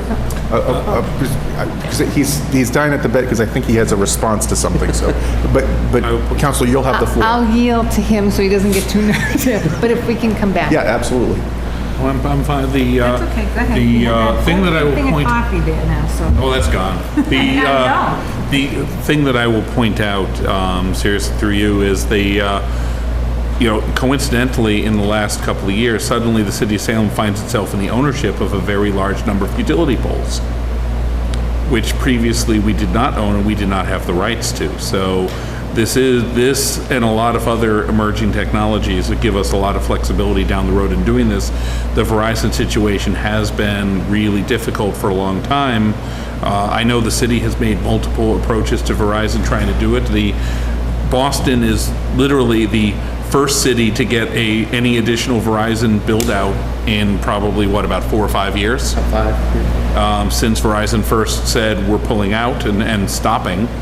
So this has been, and this is something that constituents, I hear this from constituents all the time. Like, is there anything we can do other than Comcast? And you have to answer realistically, no, not at this point. I mean, there's a lot of technologies that are kind of emerging over right now, and I know Matt and Ollie are really aware of them too, that are over the next couple of years as they become much more clear. There will be a lot more ways to connect homes potentially and municipal internet systems are something that a lot of cities have gone off and done. There are costs involved in doing it, there are risks involved in doing it, but as this cost of build becomes a lot lower, it hopefully becomes something that is in Salem's wheelhouse. Because at the very least, when you have a second competitive provider for services, at the very, very least, you can keep the main provider honest. And that's going to save people money in the end as well. And perhaps even it can be something that's a bit of a revenue source for the city. We don't have to make a massive profit and pay it back to stockholders, but if we can buy services and sell them to our constituents with a small markup, we can put a little bit of money into the general fund, hopefully still save the residents money over what they would normally be paying to one of the monopoly vendors, and give them better service too. So again, if we can extend those kind of things out in the long run to the residents, those kind of benefits, that's terrific. Councilor Milo. Thank you, Mr. Chair, through you. So, will you give us, the council, an update in October or whenever your recommendations come? Absolutely. I suspect what will happen is you'll see a recommendation to form a strategic planning group to talk about these and other issues within the city. This one, it won't be a quick one to solve, but it's definitely, for all the reasons that were just outlined, one that we want to wrestle with. Okay, and then I just have one other question on the next bullet, which is deploying the open checkbook technology. Because we talked about that at the retreat, right, a couple months ago. So it's not the open checkbook, but it's open checkbook-like. Right. Correct? So there's open checkbook, if you will, the product, and there's open checkbook, the concept. What's meant there is the concept. So we've actually gone with a different product, which is the visual budget from a company called VizGov. It's a similar product, but it is functionally equivalent, if you will, to the open checkbook technology. It's designed to give residents an opportunity to see where their money's going, to see what the buckets are, and to some extent interact with those buckets. Will you have the capacity down the road with that to put something up regarding vendors and expenses and that kind of thing? That's something we're definitely thinking about. So the visual budget has more expenditures and revenues, so what's in the stabilization fund. So say I'm Sarah Stanton, resident of Salem, I am. I type in what I pay for taxes, and we'll have a demonstration in the council, but this probably by the end of the week. I sent final edits to their software company this morning. So it'll say this percentage of my taxes went to the schools, went to roads, went to CIP, went to pension obligations. The open checkbook, the product, which is very gratuitously expensive for what it is, does what you're talking about, Counselor, in terms of putting warrants and vendors' expenditures online. We provide reports to you all monthly that has all of that, which we can put online. Oh, okay. If the mayor would like to do that, then we can talk to her and go that way. But visual budget is less about the warrants and more about overall annual expenditures. It's pretty neat, though. I was messing around with it today. For real. Councilor Dibble. Thank you, Mr. Chair. Being the only new city councilor on this board, I want to thank you for the way that you opened your door and welcomed me and brought me up to speed. Not just the email, but many different facets across the board. So thank you for that. I need to come back and see you again. But I got to question the budget a little bit. And hopefully that won't stop you from giving me the aid that I need on a couple other things. This is a big budget. We got about $250,000 in annual fees, another $250,000 that somehow worked through the school department. Yep. And hopefully their school department budget has come down that $250,000, I'm not sure. So it came down 700,000. More than 700,000. More than 700,000. That doesn't even include what their capital is And reduced the by. $250,000 is now being assumed in this Yeah. project. Is this assigned to the school department budget? Nope, so anything IT related that was from the school department, staff, software costs, computers, phones, internet, anything that had an IT component to it, that money was taken and moved to the city side. Their budget was reduced by that total amount and brought to our side of the ledger.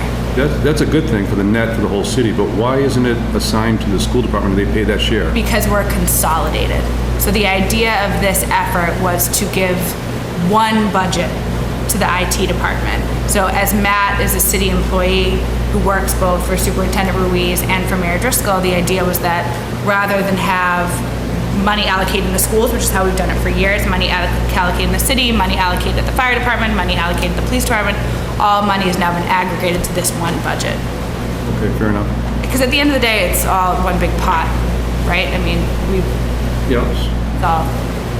The annual fees, Matt, can you talk about that a little bit? There's a company called Tyler Technologies that we fund for about $250,000 a year, it looks like. What is that? It's our That accounting is software. our financial system, Munis. So that is the system by which we manage the general fund, which we do our utility billing through. So all the trash and water billing and such, all of those bills are generated through that system. And we manage the general fund, accounts payable, payroll, et cetera, all through that package. Any financial function of the city, including personnel hiring, tracking retirement, deductions, all of it goes through that system. And then there's about $42,000 in setup fees to the same company. Is that a one-time expense? Yes, so in one of the goals that we're talking about was implementing e-procurement technology. So in this past year, we actually opened up the employee self-service portal, which allows me, yourself, others who are employees of the city to go in and look up payroll information, to model out different withholding scenarios, to update my emergency contacts, all sorts of things that I can do through that portal. The e-procurement portal opens up another avenue for those with whom we do business. So I'm sure you've heard the business-to-business, the B2B acronym over the last few years. So this is bringing Salem into the B2B universe, where vendors will be able to go in and manage their remit-to addresses and submit their, I'm going to say W-9, but that's not the right form. W-2. Is it the W-9? Yes, okay. Sorry. I'm not up on my vendor tax forms. But to self-manage some of those things that right now require people resources. And eventually we want, so as much as we've gotten rid of in the last year, literally the printing of thousands of pieces of paper on a weekly basis for payroll, that's all done electronically now, both through this portal and through email. We want to get rid of the thousands of checks that we're printing and move toward electronic fund transfers. I understand that. So these, again, the setup fees, the last 3 lines on non-recurring, the only 3 lines are non-recurring. That's a one-time fee? It's a setup initial for this configuration, year, correct. and then we won't see it again next year? Correct. Okay, is that 42,000 part of the reason why we're about $100,000 more than last year? So this is Not counting the schools. So it's Go ahead. That's a tough one to answer. No, I guess is the short. Because it's a consolidation, we have, so as Sarah was mentioning, we have pulled together, unified the IT budget for the 5 different IT functions that we used to have. Operationally, we had municipal IT, school IT, public safety IT, library IT, and GIS, all of which were effectively independent functions. Last year, we operationally consolidated, so we pulled everything together under one unified department. All new job descriptions were created, a whole new organization was put in place. We structured around the ability to resolve those tickets that Councilor Milo brought up earlier. How on earth were we going to respond to almost 5,000 requests for help? We structured the department accordingly. With this budget, or with this cycle, we financially consolidate. So we're bringing all of those resources together. So the short answer to your question is there isn't a short answer to your question. So no, that's not purely the only reason that it's up. It's really up as a function of this overall consolidation. So by this consolidation that we're working on this year, are we, and this existing year, what is the net savings, do you think, for the total budget? What's the net savings?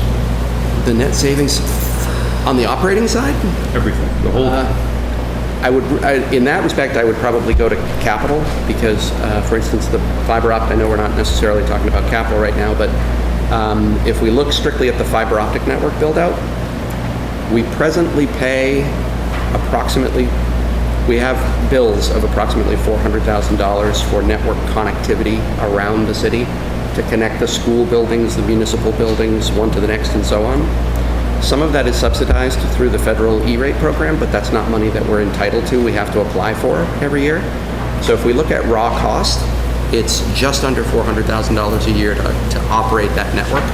We're building a fiber network at the cost of $1.4 million. So the ROI on that is about 4.5 years. And that's a 25-year asset. Really, I would argue it's more because fiber optics don't degrade, they don't corrode, they don't rust, they don't have the issues that copper does. So I would argue that it's actually a longer asset. So it's going to become substantial cost avoidance. That ROI represents substantial cost avoidance because we will no longer be incurring those operating costs for that connectivity. So in the base operating budget that you're looking at, I wouldn't say that there's necessarily a great deal of savings, except we're optimizing our dollars better. So for instance, when we just recently bought, say, 100 computers, we were able to leverage the purchasing power of buying 100 computers for the entire group of users represented by the city and schools, rather than 60 over here and 20 over there and 20 over there, and maybe these were through a state contract and maybe these weren't. So we made a unified process using the statewide purchasing power of the Commonwealth and got a much, much better deal than we would have otherwise. Any other questions, Councilor Milo? I'm sorry, I should be doing Don't this all at apologize. once, but staffing, consolidation and staffing. You've got 2 new positions as a result of the consolidation? Sort of. So as part of the student information system project that is underway in the school department this fiscal year, an additional position was added within the IT group this year in the school department, but it was funded out of the enterprise budget, out of the Dominion Fund budget. So it wasn't reflected in the operating budget. So sort of new. It's a position that already exists. There's a person in that role, but it hits the operating budget on July 1st. So is that why there's a 3% increase? Yes, so as a function of the hiring of that staff member, that they were obviously looking for a little higher salary than what we were willing to pay. We knew that their date of hire was going to cross the July 1st boundary, so they would not ordinarily qualify for any sort of an increase. So it's an up to 3% increase after 6 months of employment, reflecting that they would otherwise not get any increase until the following year. Okay. All right, so, and then you need another tech? Yes, so we had shared traditionally a position with the library. That position is now fully in the library, so there is no technical support role for the municipal departments. The library made the determination with their own funds that they wanted to have their own IT person strictly dedicated to them. Prior to the library making that decision, it was split between the city and the library. the library determined when Kevin Grocke, who was in the position prior to, left for another position, that they didn't want to share anymore. So we were sort of left holding the bag and are in need of a technician. So it's making that position whole, not necessarily new, but making whole. Okay. Thank you. I've got a question or questions related to the potential opportunities to digitize clerk's office related items, whether that's items related to annual census forms or registration of dog licenses and other requests for of digitizing things like requests for birth certificates and death certificates and so forth. Compared to other cities, are there, I'll just open it up to you, Matt, are there opportunities to do that within? Absolutely. So some of those records that you referred to are actually managed by the Commonwealth, like the vital statistics records. But when you talk about the clerk's records, there's two different roles, I guess I would say. There's the clerk as the custodian of records. So all of the minutes and agendas and other historical records for all of the boards and committees, going back to all of the wonderful records that we have actually in the basement of this building, to those things that are being generated today for all of you and the other boards and committees. There are some excellent packages out there that I've had the ability to work with that create their electronic document management systems. They basically create a database of documents. So you can scan into those systems, those handwritten records from 1652, and they will become searchable. You can scan in the planning board order from last week, and it will become searchable. These are really, really terrific systems. They're out there, they exist, I think we should have them here. They have the advantage of making those documents and materials readily available and preserving them for the historical value that they have. But also they allow you to get rid of mountains of paper and transfer those to the sub-basement of the water treatment plant or something. I'd actually want that on the upper floors of a water treatment plant in the sub-basement. And typically our current online options for paying parking tickets online or exit stats also has the capacity to do dog licenses online and a multitude of the other functions of the city clerk's office, and that has been brought to her attention. And then there's the other side of it, which is the management of agendas, preparation, the electronic preparation and distribution of that material for an upcoming meeting. These systems, many of these systems also offer that same functionality. So, in terms of cost, dollar cost, of identifying and purchasing and then executing with those particular systems, what are those costs and approximations, and what would it cost for trainings in those systems? I can't give you a hard number. I can tell you the last time I implemented such a system, it was universal for document and other related agenda management capabilities and back scanning of historical records. We actually entered into a multi-year process where we said, as of this date, anything that we do after this date will go into the system. Mm-hmm. And then over the next 2 or 3 years, we're going to be back scanning records all the way back to, those crumbling things. I believe over the course of the 3-year span, we were in the $200,000 range for the comprehensive system. And that was for what city or town? North Andover. North Andover. Because I would imagine, I'm a almost daily customer of the state court system, and that's an antiquated system to say the least as well, but there are some document management systems that are now available through the state as well, again, where you scan things in and you can start to look at the docket, for example, of a particular case. And not the least of which is also the Registry of Deeds, where you can, Registry of Deeds does a fantastic job in making that information readily available and searchable and so forth. So, okay, so that gives me a good idea in terms of that might be if the administration, the council, and the clerk were to choose to do something like that, then that's a CIP investment of a couple $100,000 roughly of whatever year we decide to do that. I think we should really, if that's something, we're certainly interested in looking at that. We're doing some work on plans. I know already that we have the ability to do a little bit more in-house, but that is certainly an initiative worth pursuing because we're just mounds and mounds of paper.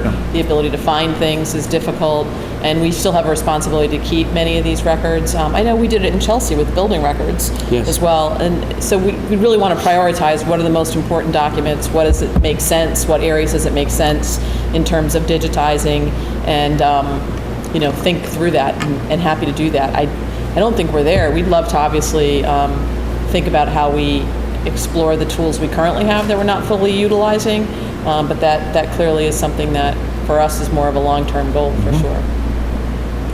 And I will say, and we talked a little bit about this, one thing that could be spurring that is if we move out of 120 Washington Street, we don't want to pay to move paper. It might be worthwhile to move up on our agenda things like building records or that are in 120 that we don't want to pay to move, that it might be worthwhile to save the hard dollars from moving them in their paper format to digitizing them when we could move them on something that's this size.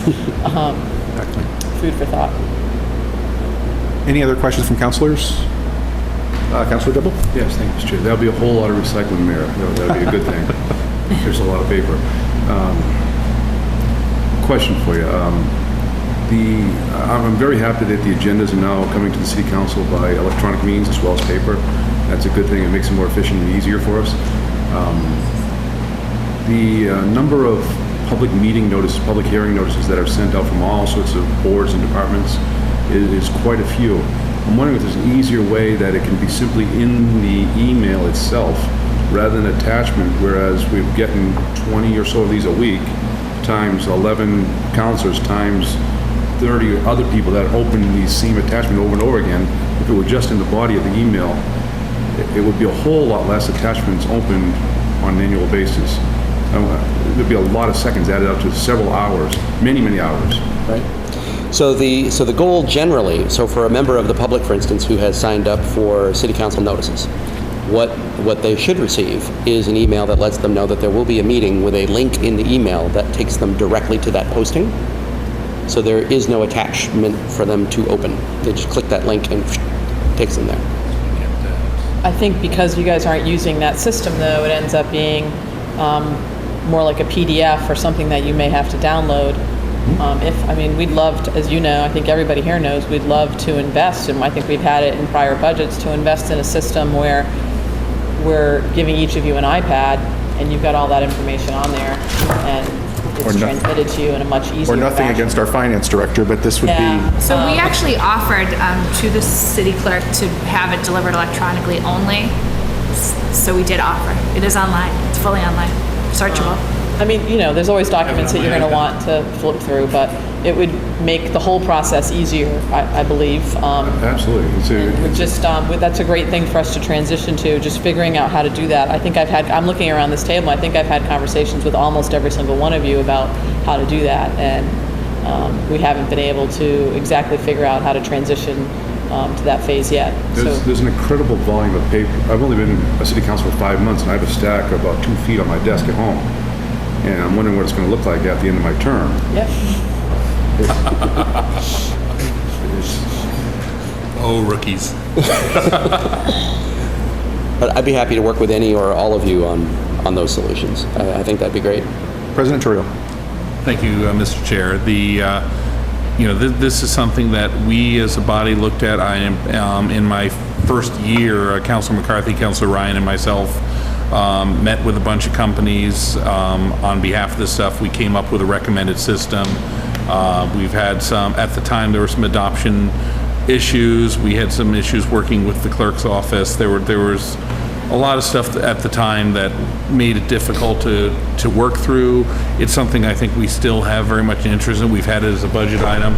I think once we're all kind of settled behind something, I think you'll even see Councilor Fury with my at-large colleague here with an iPad at some point. See, he nodded yes. He nodded yes. That was recorded on TV. But I think that's a direction that's inevitable that we need to go in, and we will go in. Right now, if your email is, load is like mine, what we're getting is the official city announcements that have the link to the online storage, and then we're also getting the notice itself from the city clerk's office, the same notice that is sent out officially to SATV, the Salem News, and and such. So we do get those basically duplicated as messages because we get the automated posting as well. Any other questions from councilors? Seeing none, is any questions from the public? Great.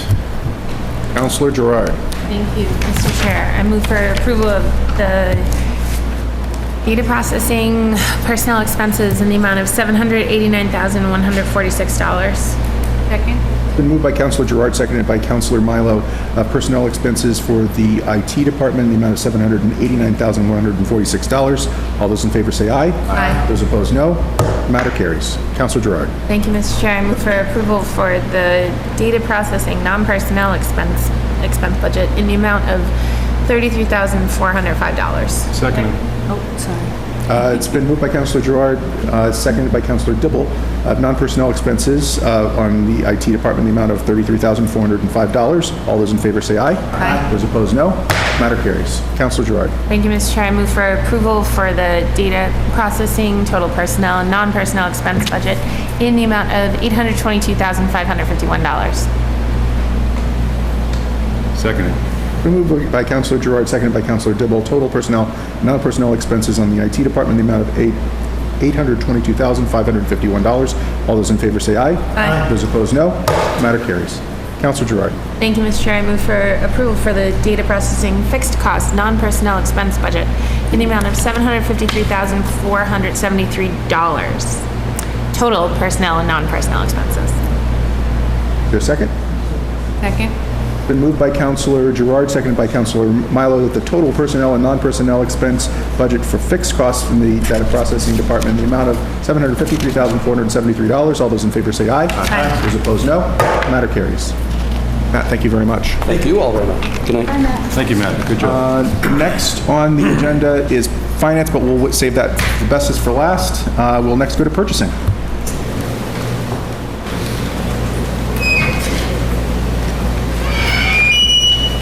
Purchasing is number 8. Welcome. So, If we could please have you identify yourself for the record.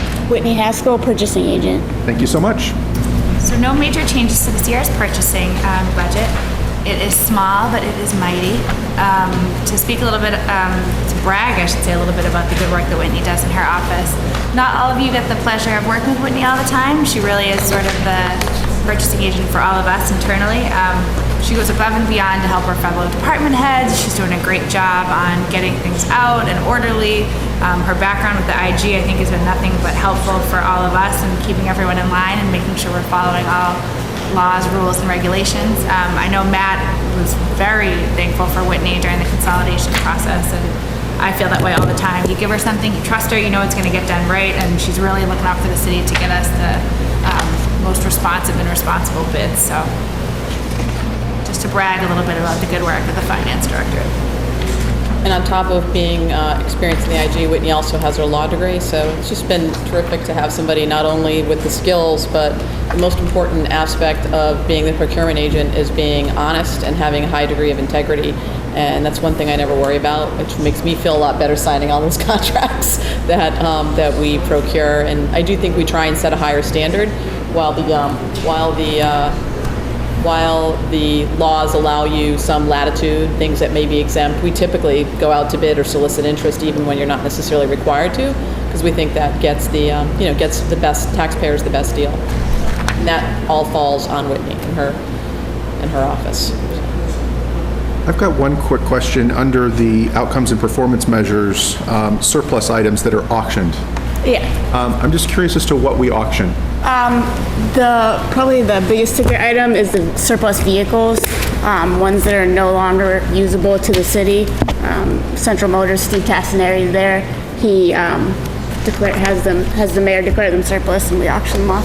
This past year we had probably the most that we've ever had, but there's generally a steady stream of that.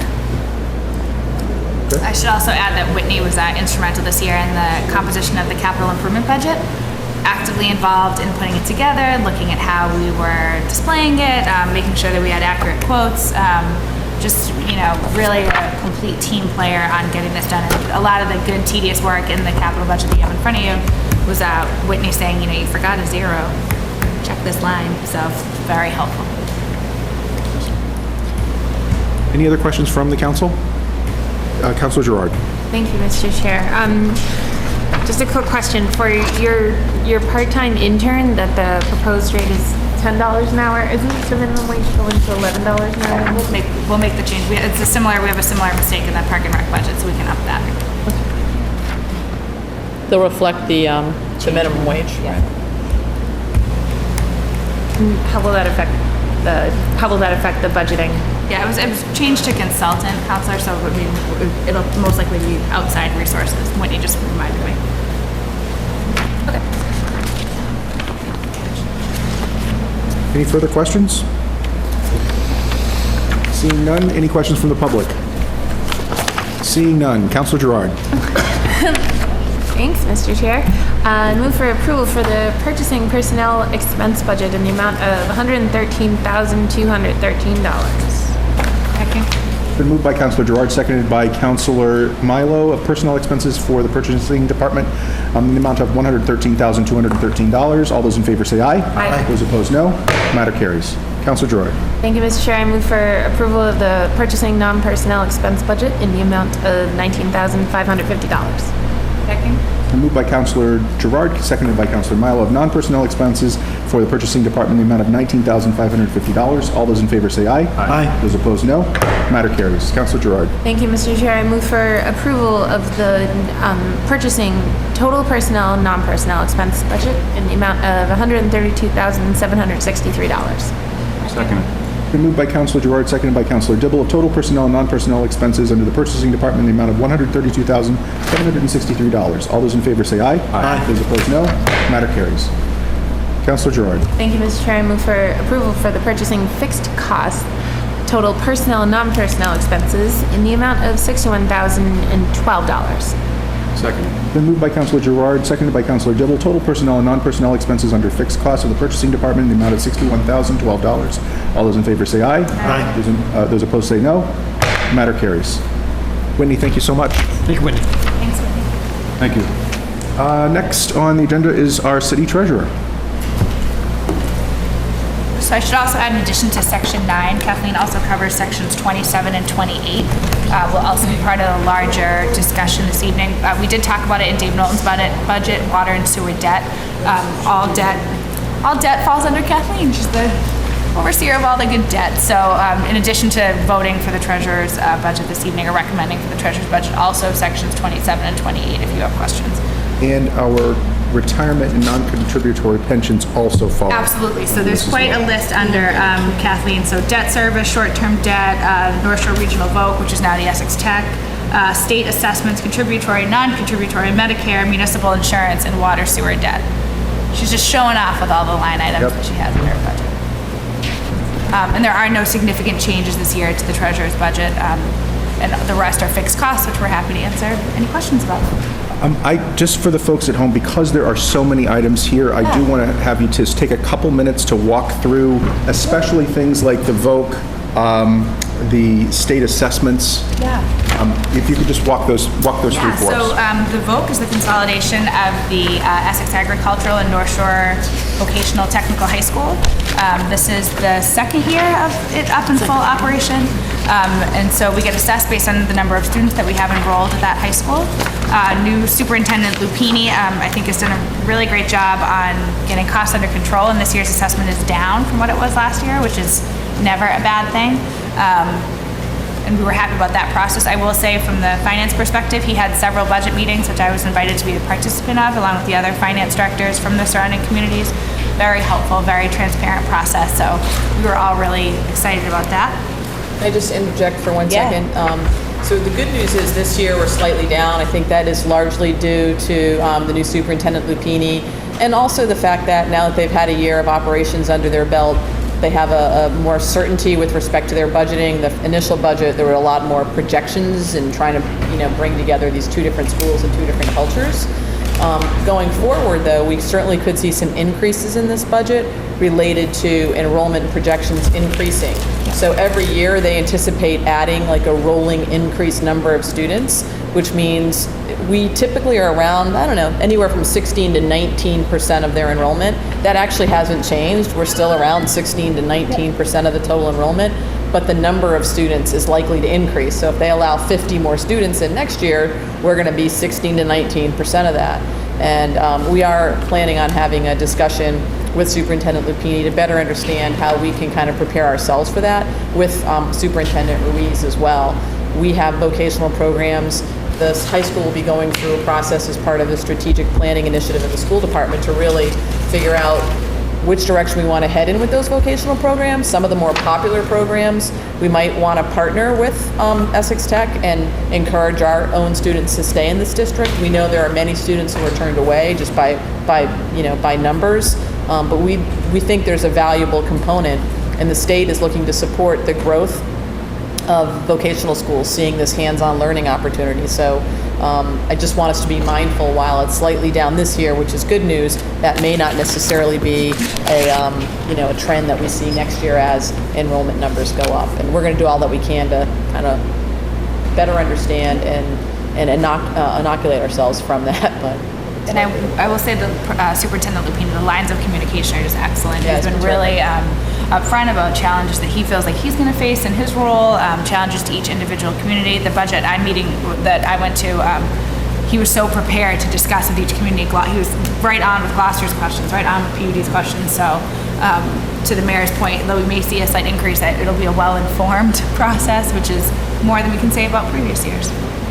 Because they've had 1,000 applicants for this incoming class. They had over 1,000 applicants with only 300 spots. Wow. So That's a testament. Well, it's a testament to that school to have that demand, that's there. So. And then just to speak a little bit to the other categories, just for general edification, state assessments. We talked about the budget retreat, but these are the assessments that come forward from the state on an annualized basis for special education costs, for the MBTA, for the RMV, for the Commonwealth Charter School, for school choice. And those assessments are going up 12.67%, the largest of which is the charter school assessment. We're a little bit upside down on local aid. What's coming in is not necessarily offsetting what's going out. It's certainly a challenge that we are facing here in Salem and surrounding communities are facing as well. So you can see, and we've had ongoing discussions, these are substantial increases, which makes it tough. It makes it for tough challenges. Other questions related to municipal insurance. This is our property and liability insurance, which is through Maya. The school department pays a portion of that. That covers the cost for our buildings, our professional liability, the range of sort of the more basic insurance. Workers' compensation, as you know, is separate and in Lisa Camerata's budget, which we went over a couple nights ago. And then debt service, of course, which is our debt. We have some debt coming off. I think the next round of debt coming off is 2020. But it's all in there, and we're happy to answer questions. Specifically on the retirement, could you also describe, isn't there an annual payment that the city needs to make toward ongoing pension debt?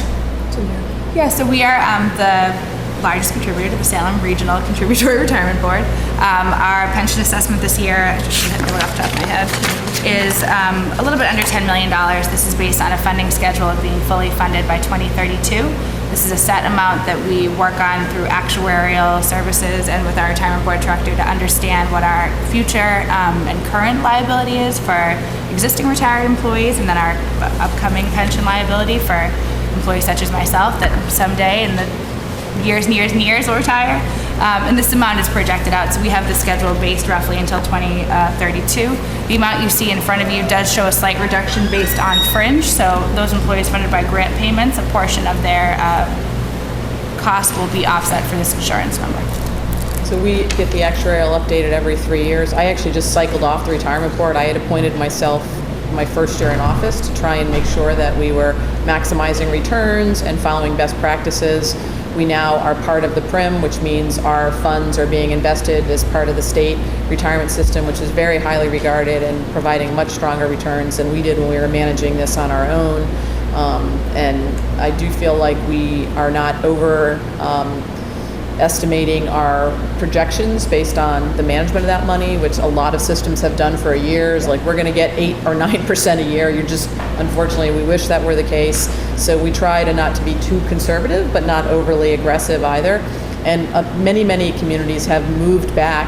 The guidelines from the state are a 2040 requirement that you be fully funded by 2040. We have really tried hard to, even though this is a $500,000 increase every year, but not to roll that back further. We did a slight rollback like everybody else did after 2007 when the market just really collapsed and it was just, clobbering folks. But other than that, we really think this is an obligation that we want to try and get ahead of and stay on the schedule that we're on. Well, it's a testament, I think, to the retirement board and to this administration as well of trying to stay ahead of the curve, even though we have the ability to go out in a further 8 years. And in a sense, it's not a rainy day fund, but but we have a backstop. If God forbid we run into financial problems, Right. That's something that we can reassess down the Or line. a bad market. I mean, that's what normally croaks you, was a bad market. And it used to be 2025, and then they extended it to 2040. The whole state did. Otherwise, I think there'd be a lot of affordability issues. But, we're trying to play a little bit of catch up. This is definitely sins of the past when it wasn't fully funded. And frankly, employees were probably not paying the fair share that they needed to pay for their pensions. That's not the case anymore. If you're an employee with a municipality, you are paying basically what you're likely to get in the years ahead based on the current percentages that they're collecting.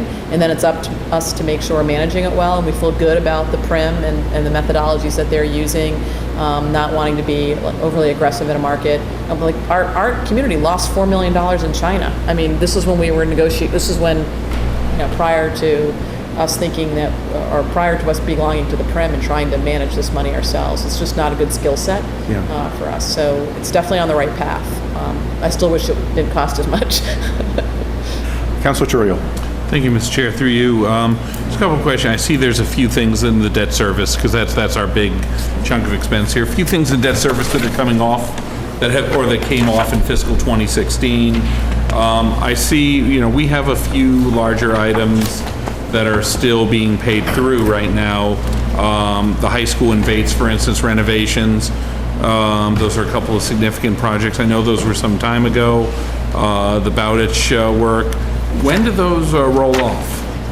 So I just wonder in terms, with our overall debt load. Kathleen probably has a schedule there. Sure, I'm sure. But the one thing to keep in mind, I would say, before you give that date, is we have often looked at refinancing debt, and we are pretty aggressive, especially with rates being as low as they are. Any debt that we had an opportunity to lower the interest rate on, we have tried to utilize that tool. So Sure. and you would know that because we've come in here with some of those bond refinance orders. Yeah. But I look at high school in Bates, and that's roughly 1.05 million right there in overall, just on the principal side of costs. So I just wonder. So quite a few of those projects come off in 2022, which is hard to imagine, right?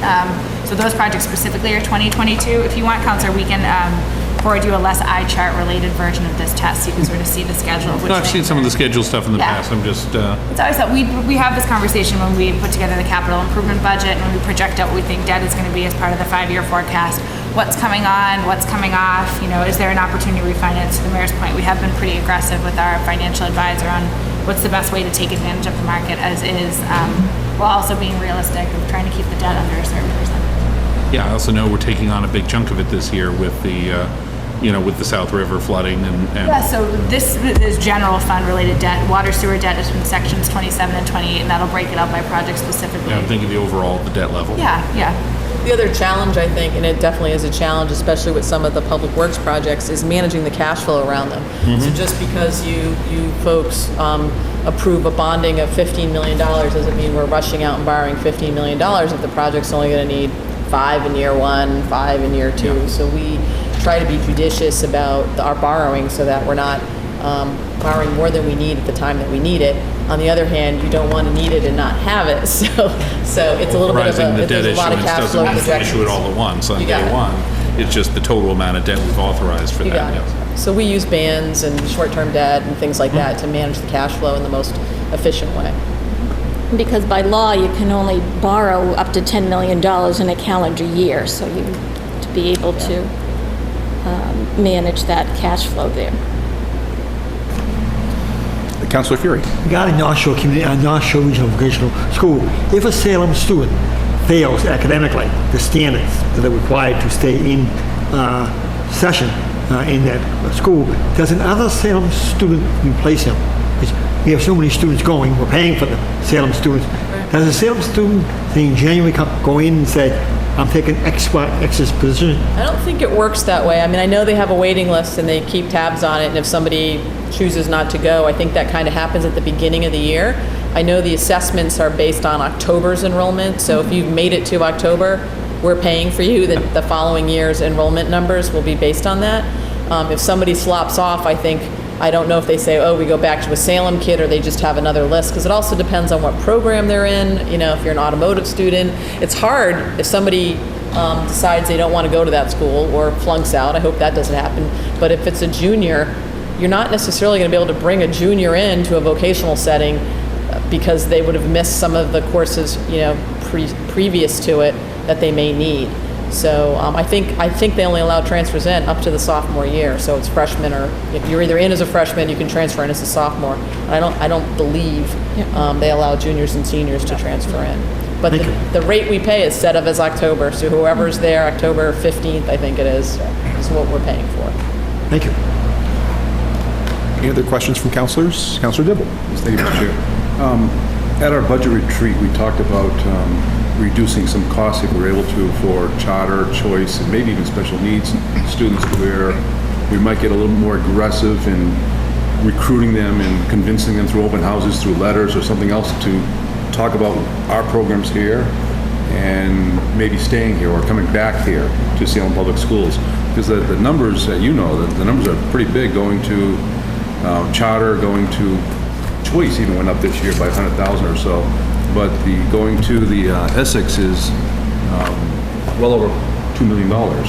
Where are we at on maybe better, I don't know what we do now, but maybe we can better promote our schools and keep more kids here. And if it's a special needs issue and we're paying $60,000 or $70,000 for a child to go to some private facility, trust me, I've seen a lot of private facilities, and I think we can do a better job here. Maybe we take that and we hire a new staff member that can service 2 or 3 kids instead of just that one, and save $100,000.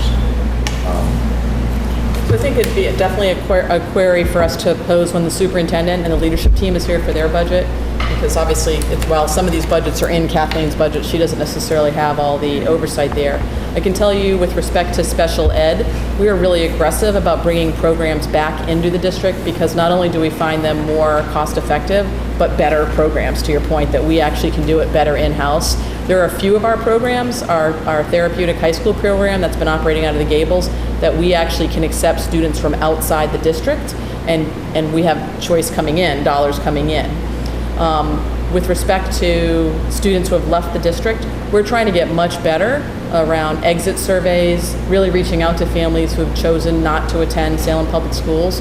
1, to find out why, and 2, to go back and make sure, just because they made that decision a year ago, where are they at now? I know with our new communications director, that's one of the tasks that the superintendent has sort of put under that umbrella. Like, let's make sure we're reaching out to people who have left. Let's make sure we're doing exit surveys to understand why they left, so we can hopefully prevent other families from leaving. And the last component I'd say that I think is important, and again, I think a deeper conversation can take place with the superintendent when they're here when we're here with that budget, is also making sure that we're reaching out to families on a more regular basis to keep them here. So, we're really hopeful that people can understand the progress that's being made and in a deeper way. So, I'm sorry, and the last component of that is our own choice. So we have never been a district that's accepted students from other communities. We've chosen not to be. If you have special programs like the TSP program, the DESE will allow you to allow choice for those, because their specialty that may not be, volume in other communities may not warrant such a program in-house. But we are talking about next year not just blindly saying no to choice. especially with enrollment numbers down, particularly at the high school, we have capacity in our buildings, and maybe there's opportunities for us to reverse that trend by opening our doors for some of the programs. We have a comprehensive vocational high school. That's not the case in many surrounding communities, that we might be able to lure students here who want that type of education. Yeah, Mr. Chair, I would welcome that, but what I would not welcome, would not want to see you do is to attempt to balance the budget by, if we're $400,000 short, how many students can we bring in and open it up for choice? That's the wrong approach. One of our budding towns did that about 15 years ago, and I spoke before that town, whereas they were short $440,000 in the school budget, and they said, how many students can we take in? It was X number of students. Well, that's, lo and behold, that's how many they took in. The next year, that town, I won't mention the town, that town had a level budget, and they decided to take in 0 students. The first year, they said they were doing it for the enrichment. In the second year, it wasn't a need at all. So they were dividing families, basically, between students that could go to that town and then their siblings could not go, because their budget was balanced upon. To balance a budget and divide, to recruit students to balance your budget is the wrong way, but as you just said, that's a good approach to the automotive school or some sort of special program that we might have. So I think you're exactly right in terms of our approach within. We've had budget shortages and have not opted to use choice as the means to fill the gap. But we do want to do a programmatic review. We cut back on some of the foreign languages because we didn't have enough students signing up for Mandarin. For instance, we taught Mandarin Chinese. That would be a great program for us to be able to say, well, we've got space available here, and to be thoughtful about what are those other programs that we might be able to encourage or lure students to come, not because they're coming with a dollar sign on their back, but because this is a program we'd actually like to keep, that we have space available. And some of the vocational programs might fit that need, some of the specialties. I mean, Salem High is your oyster. I mean, there's an amazing array of programs to be offered there. And with enrollment projections going down, it can make it hard to keep the whole menu. So this may be one way for us to fulfill our programmatic, needs that we have, while also bringing in a few dollars, but not having dollars really drive those decisions for sure. Mr. Chair, I had mentioned that Dr. McClements, former superintendent of schools in Salem, Dr. McClements had sent out a letter. This is maybe 20 years ago. I'm not sure how long ago. He didn't last that long, but he lasted long enough to get you a letter. It was a good letter. He sent it out to maybe 40 or 50 choice students that had left Salem, gone all over the place, and he really got maybe 20 of them, 25 of them to come back at a cost of $7,000 or $8,000 each one per year. Yeah, you've mentioned it before. We've talked about it at the school level. I think everybody's on the same page and sees that. We should do it if no one comes back. We should make sure these folks who live in our community are aware of some of the progress we're making, and hopefully it might lead to people giving it some consideration and opting back in. One last point, Mr. Chair. You made a good comment that with the special needs, often we can do it better here in Salem, and I've heard that. I work with 8,000 to 12,000 parents per year building playgrounds at their schools all around New York, Pennsylvania, and New England. And I hear it over and over again. These parents come and help build the playground, and they are so happy to be back in school. And a lot of them, they come right on offer. Yeah, we went to a private special needs school for a year or 6 months. We hated it, and it's so much better here. Yeah, we've been very successful with that. But they don't know. I don't feel bad for them going to the private facilities because they're trying to do what's right for their children. But often they come back if we just ask them and show them. They come back. It's definitely in that population. We definitely want to make sure we're able to service the students as adequately. And I mean, if you can avoid a 45-minute bus ride, some of those rides are long and the worst time, commuting hours, far away. We'd love to. It's a better outcome for the student and the family. And honestly, the training at some of those private facilities are totally apples and bananas compared to what requirements are at the public schools. It's working with their staff. It's a night and day between the requirements at a public facility versus the private. So I think, absolutely, we can do a better job. I'd agree. Okay, thank you. Thank you. I'm going to open this up to, if counselors haven't already done so, as to if you have any questions concerning items number 27 or 28, which is the debt service and for both water and sewer, and the SESD assessment, the SBWSB assessment as well, and insurance deductibles, et cetera, et cetera. while my colleagues are flipping forward to those areas, I just have one question in that regard, and that's if you could just take a minute to talk about the SESD assessment, what that is, why we pay it, what our neighboring cities and towns do or don't pay, etc. Don't. That you're fishing this evening.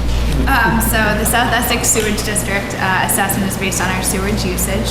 We are part of several communities: Marblehead, Beverly, Danvers. Who am I missing? Peabody. It's 5 communities. 5 communities pay part of this assessment. It's based on our usage. Mary, do you want to talk about the pilot? I don't know if you know. So currently, we're each assessed a piece of the cost for running the storage system based on flow that comes in. So larger communities may pay more if they're flushing more and using more source services. It all comes here and is treated. And I have to say, SESD has sparked all kinds of criticism in this chamber over the years, both the location of the secondary treatment plant, some of the prior operators.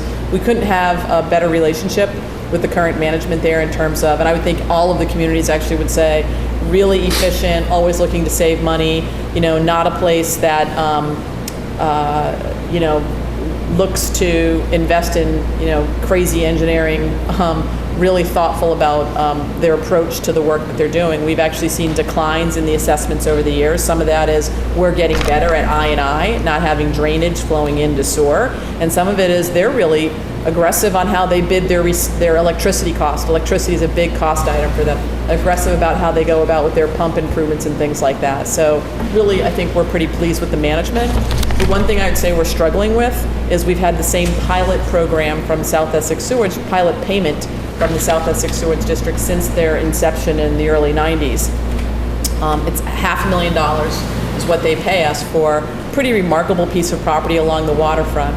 On top of that, after operating for a number of years, they then ended up purchasing the homes across the street, several homes, half a dozen or so, and just retaining it for green space. Some of that was, it's not that great living across the street from a sewage plant, and so, being able to buy out a neighbor was a way to avoid having a nuisance, next door.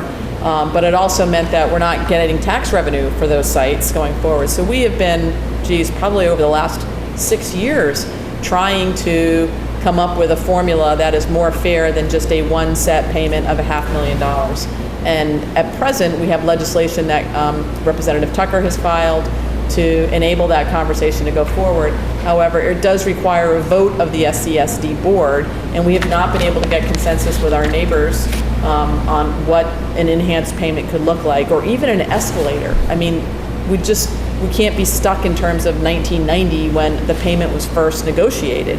And there are some hard feelings with some of the other communities, or just no desire in some of them to even take this issue up. So we're going to continue to press. We really feel like it's only fair that if you've got this much property tied up along the waterfront, we know what the value of the site is even in its current form based on SESD's own audited books. The materials, the equipment in particular that they have on site is quite valuable, and then the land, and then the houses across the street. When you start putting those pieces together, we just can't afford to not have an increase in that pilot payment. It really is a lost opportunity for us, and we're trying to make that case with our neighbors about that. And am I correct, Mayor, as well, that with the SESD annual assessment, that's a 3-year look back? Or I'm confusing that with something else? So the Salem Beverly Water Supply Board, which is your running average. So I'm lumping that together inadvertently. So I'm going to jump ahead then to that question. Yep. And if you could talk as to why that assessment may be artificially high. The water assessment. Yeah. So the water assessment is based on how much water our community uses. That's just Beverly and Salem, not the 5 communities.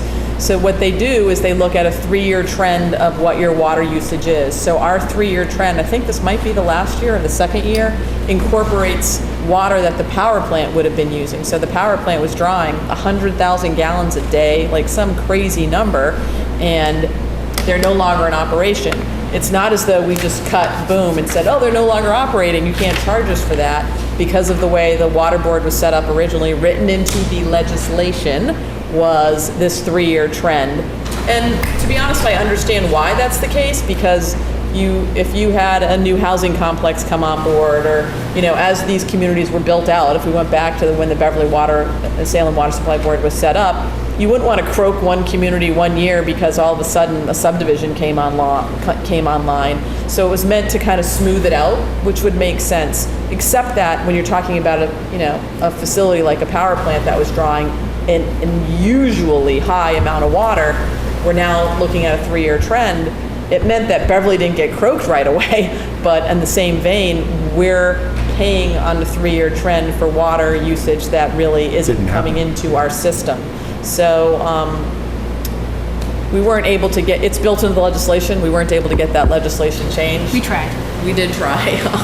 But this is the last year of that? This is the last year, so they came on, so, you will start to see the percentages shift in terms of just the water usage between the communities, because we don't have that big draw, and this will be the last year of the 3-year smoothing of it. And once the new power plant does come online, there will be a slight uptick with water, but they're not going to be using the water to any way, shape, or form. It's the opposite, actually. It's more efficiently run than when it was up in operation prior to demolition. So the new water usage, per the projections for footprint, is going to be more efficient, and thus using less water. Undoubtedly, but I'm just saying that currently the use is 0. Yes, yeah. So I'm just saying that once it's built, it's minuscule. Honestly, it's pretty small. We're not. But basically, I'm just saying that we're not going to be returning back to the days of old where we're using hundreds of thousands of gallons of water. So, all right. Any further questions concerning either SESD or Salem Beverly Water? Any further questions from the public on the treasurer? Sewer, water? Okay. Seeing none, actually, Councilor Gerard has left the room for just a moment, because I will entertain if we could turn back to page 1 of our cheat sheet. I would entertain a motion under Treasury Services, under item 9.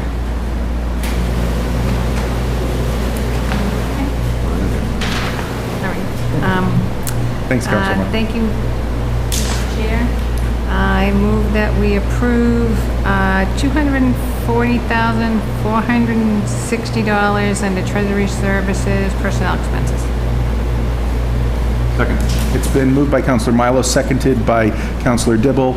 Personnel expenses under Treasury Services in the amount of $240,460. All those in favor say aye. Aye. Those opposed, no. Matter carries 4-0. Councilor Milo. Thank you, Mr. Chair. Move to approve $99,154 under Treasury Services non-personnel expenses. Second. It's been moved by Councilor Milo, seconded by Councilor Dibble, of non-personnel expenses under Treasury Services in the amount of $99,154. All those in favor say aye. Aye. Those opposed, no. Matter carries 4-0.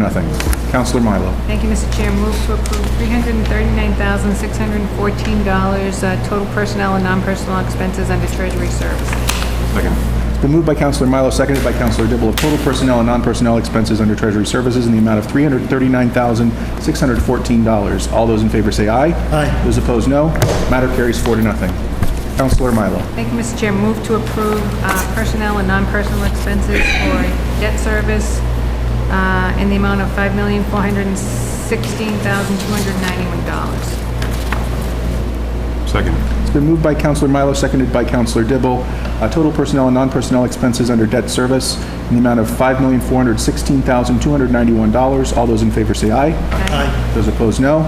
Matter carries 4-0. Councilor Milo. Thank you, Mr. Chair. Move to approve under short-term debt, personnel and non-personnel expenses, $704,852. Second. It's been moved by Councilor Milo, seconded by Councilor Dibble.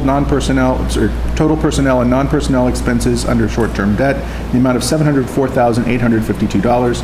All those in favor say aye. Aye. Those opposed, no. Matter carries 4-0. Councilor Milo. Thank you, Mr. Chair. Move to approve under North Shore Regional Vocational School, personnel and non-personnel, $2,331,662. Second. It's been moved by Councilor Milo, seconded by Councilor Dibble. Total personnel and non-personnel expenses for North Shore Regional Vocational School in the amount of $2,331,662. All those in favor say aye. Aye. Those opposed, no. Matter carries 4-0. Let the record reflect that Councilor Gerard has returned in the room. Councilor Milo.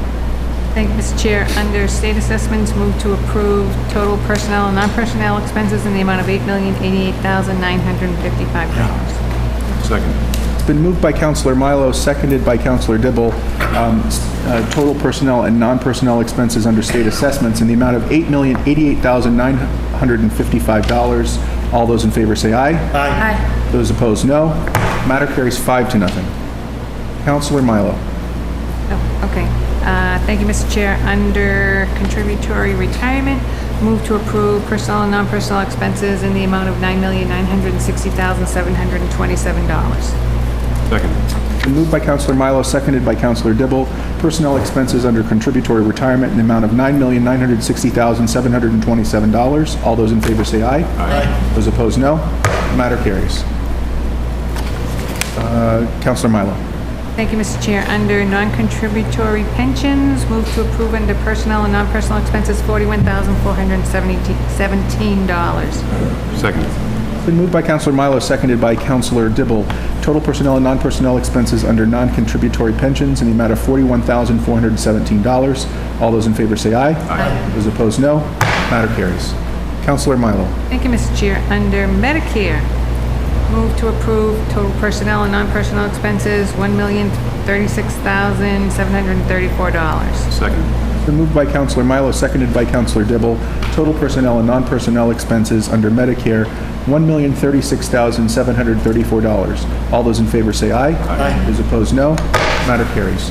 Councilor Milo. Thank you, Mr. Chair. Under municipal insurance, total personnel and non-personnel expenses, move to approve $356,282. Second. Been moved by Councilor Milo, seconded by Councilor Dibble. Total personnel and non-personnel expenses under municipal insurance in the amount of $356,282. All those in favor say aye. Aye. Those opposed, no. Matter carries. To page 2 on our cheat sheet. Under item number 27. I'm going to step up, please. Councilor Gerard. Let the record reflect that Councilor Milo is leaving the room for just a moment. Councilor Gerard. Thank you, Mr. Chair. I move for approval for the treasurer debt service non-personnel expense budget in the amount of $965,526. And personnel expenses as well. Second. Been moved by Councilor Gerard, seconded by Councilor Fury. Total personnel and non-personnel expenses under debt service treasurer enterprise funds in the amount of $965,526. All those in favor say aye. Aye. Those opposed, no. Matter carries 4-0. Councilor Gerard. Thank you, Mr. Chair. I move for approval of the treasurer's short-term debt service non-personnel and personnel expenses in the amount of $13,000. Second. Been moved by Councilor Gerard, seconded by Councilor Fury. Total personnel and non-personnel expenses under short-term debt service under the treasurer enterprise funds in the amount of $13,000. All those in favor say aye. Aye. Those opposed, no. Matter carries 4-0. Councilor Gerard. Thank you, Mr. Chair. I move for approval for the treasurer, the SCSD assessments, non-personnel and personnel expenses in the amount of $4,466,726. Second. It's been moved by Councilor Gerard, seconded by Councilor Fury. Total personnel and non-personnel expenses under the SESD assessment in the amount of $4,466,726. All those in favor say aye. Aye. Those opposed, no. Matter carries 4-0. Councilor Gerard. Thank you, Mr. Chair. I move for approval for the treasurer insurance deductible, personnel and non-personnel expense budget in the amount of $5,000. Second. It's been moved by Councilor Gerard, seconded by Councilor Fury. Total personnel and non-personnel expenses on insurance deductible in the amount of $5,000. All those in favor say aye. Aye. Those opposed, no. Matter carries 4-0. Councilor Gerard. Actually, a question of clarification. Should we That's- do the total sewer now? I'm looking to Ms. Stanton. Nope, so you voted by each line item, so you already did Dave Knowlton's section of Yeah. this, you did Kathleen's. If you want to do it by a total to recommend moving forward, you can, but as long as you take the total vote the night of council. Okay, perfect. Moving on. Yep. Councilor Gerard. Thank you, Mr. Chair. I move for approval for the treasurer water long-term debt personnel and non-personnel expense budget in the amount of $1,888,901. Second. Been moved by Councilor Gerard, seconded by Councilor Fury. Total personnel and non-personnel expense under Treasurer, Water Enterprise Fund, Water Long-Term Debt, $1,888,901. All those in favor say aye. Aye. Those opposed, no. Matter carries 4-0. Councilor Gerard. Thank you, Mr. Chair. I move for approval for the treasurer, the water short-term debt, personnel and non-personnel expense budget in the amount of $33,000. Second. Been moved by Councilor Gerard, seconded by Councilor Fury. Total personnel and non-personnel expenses for water short-term debt in the amount of $33,000. All those in favor say aye. Aye. Those opposed, no. Matter carries 4-0. Councilor Gerard. Thank you, Mr. Chair. I move for approval for the treasurer, the SBWSB assessment, personnel and non-personnel budget in the amount of $2,501. Second. No, it's stated wrong. $2,501,000. Right? Yes. Am I saying that right? Yeah. You did. And it's been moved by Councilor Gerard, seconded by Councilor Fury. Total personnel and non-personnel expenses for SBWSB assessment, the amount of $2,501,000. All those in favor say aye. Aye. Those opposed, no. Matter carries 4-0. Councilor Gerard. Thank you, Mr. Chair. I move for approval for the treasurer insurance deductible for the personnel and non-personnel expense budget in the amount of $2,500. Second. It's been moved by Councilor Gerard, seconded by Councilor Fury. Total personnel and non-personnel expenses under insurance deductible in the amount of $2,500. All those in favor say aye. Aye. Those opposed, no. Matter carries 4-0. Thank you so much. Thank you. Thank you. Okay, let's skip public property at this point and go next to the health department. Sure.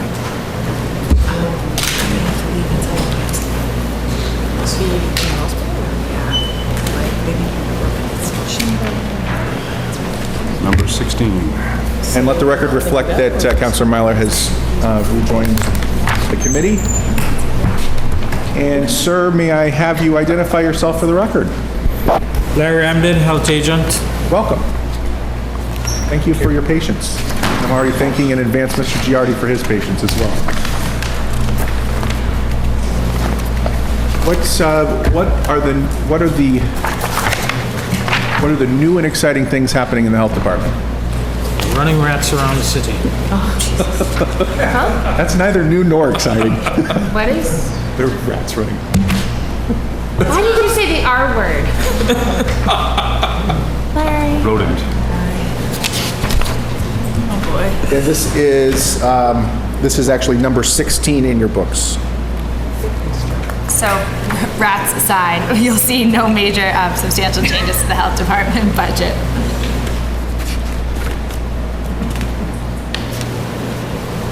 All right.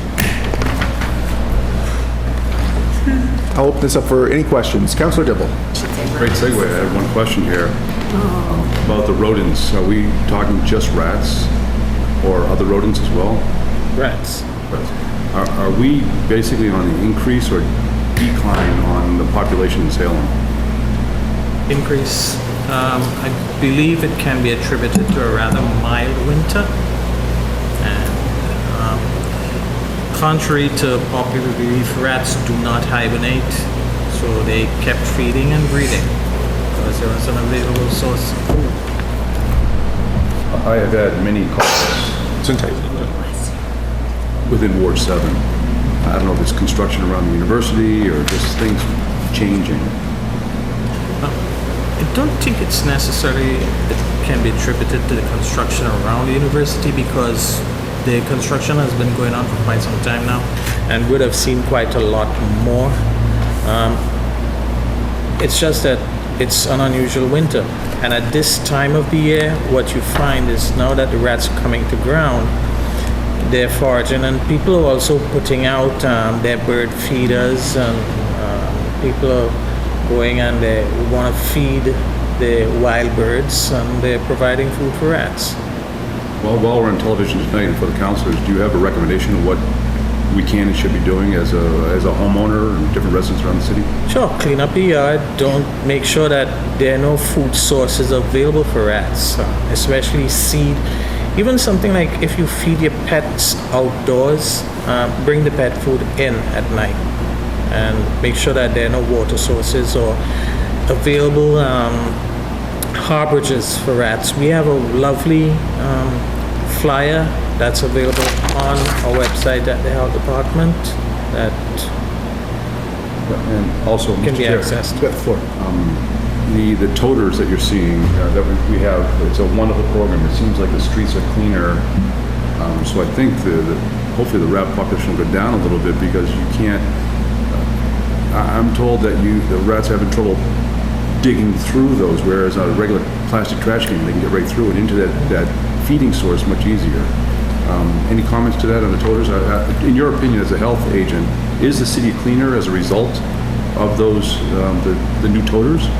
I think the city is. I think the toters were an excellent idea. You don't have a million different types of trash cans with lids, and the trash cans aren't overstacked with access to the trash that's in it. I noticed that within the building department budget, there is a line item for a new employee, and it looks like all of them with the same title are in your department. I'm wondering, should we bring that up now, or should we bring that up later?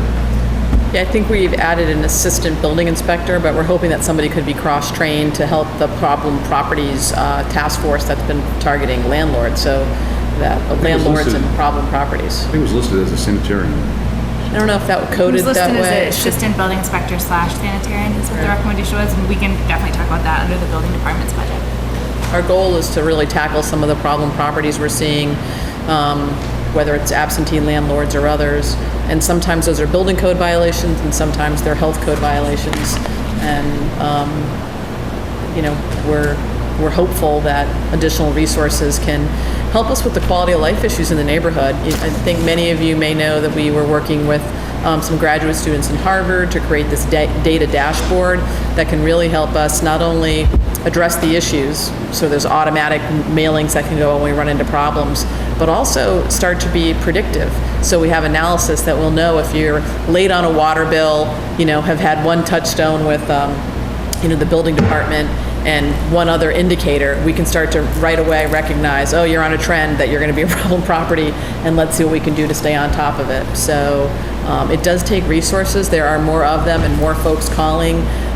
Some of that is property that ended up in foreclosure and is in no man's land. Some of that are absentee landlords who are buying property on investment because the rents here are really good and then don't want to manage the property or the tenants and aren't screening tenants, and it can take a lot of resources, and we're hoping to be able to put more city time into some of those properties, given just the extreme quality of life impact it can have on people who live either next door or in neighborhoods and see that type of activity taking place. So we're hopeful.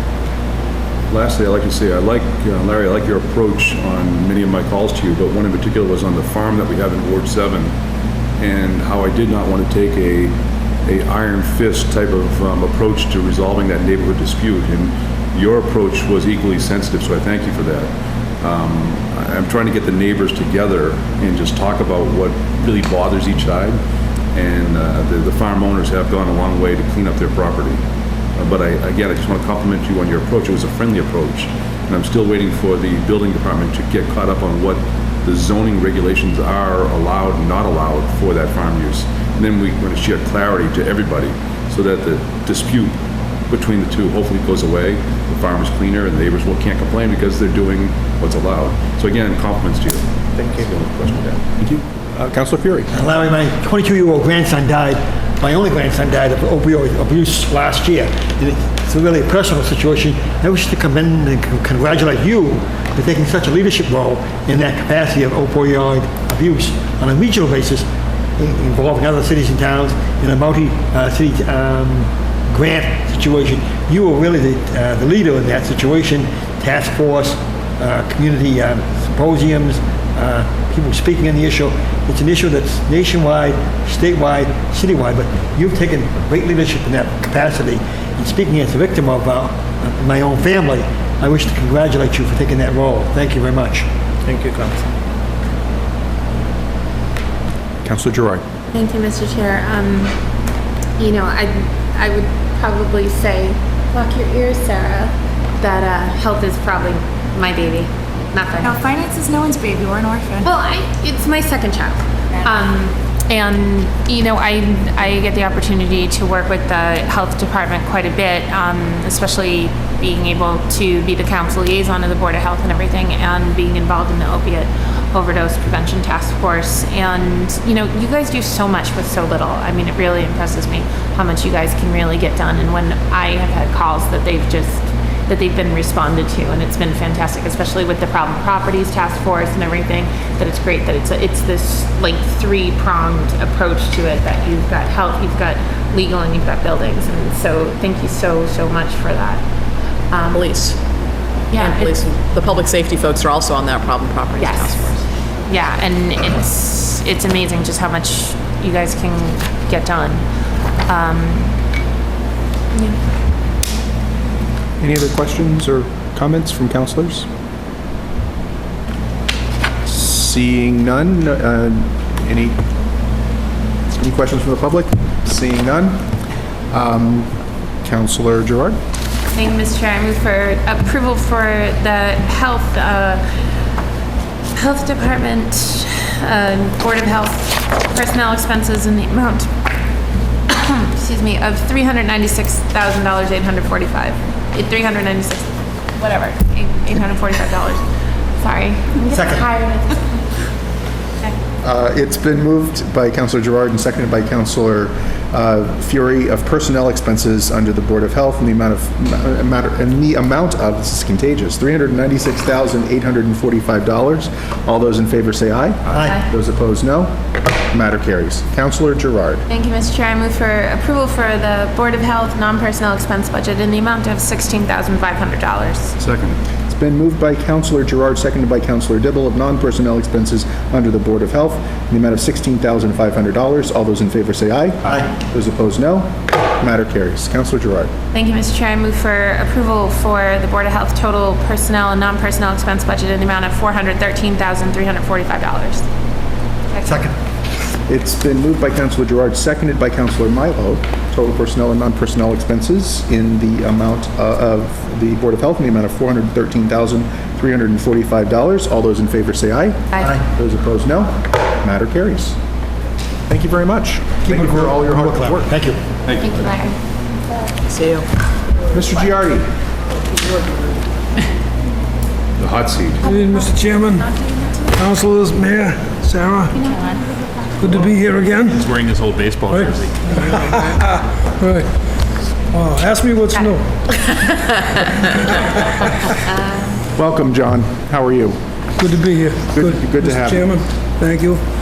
And my day started off, just for a quick one, at about 8:30 this morning. You probably heard about that. I did. I know. Thank you. Trailer truck comes down Canal Street, wipes out the intersection of Mill and Canal, the traffic lights, right?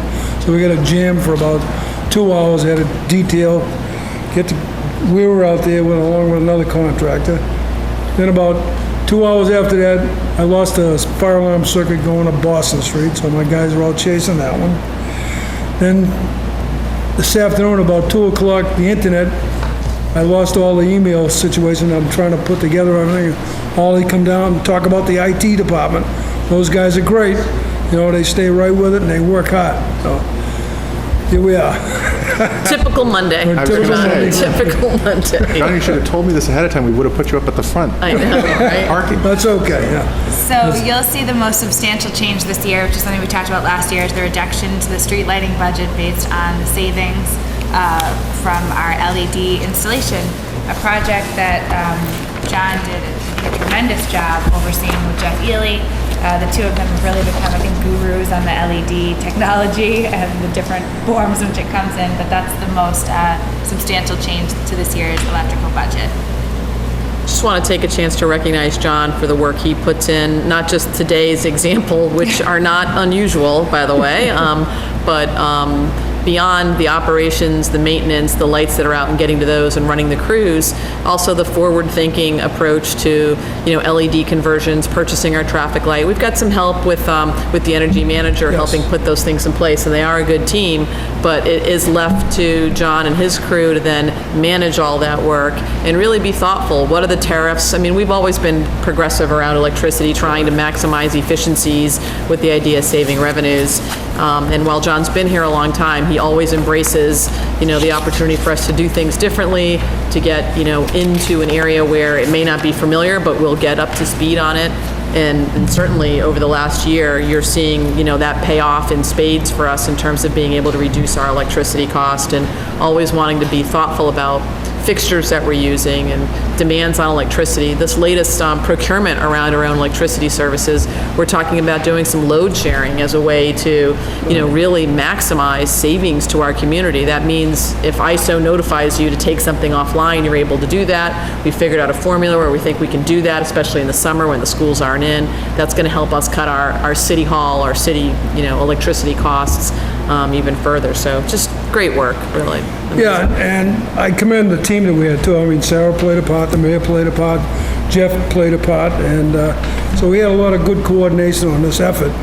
Our latest contract, we were at 2017 at 7.49 cents a kilowatt hour. December 2018, we even go to a better rate. We go to 7.15, which is basically unheard of because we've done our homework. We went out early instead of waiting till later.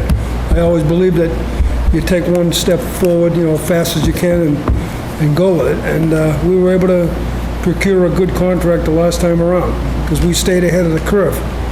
We had a good consultant, Bay State Consultants, helped us with the market curve and watching the market, and the timing was right.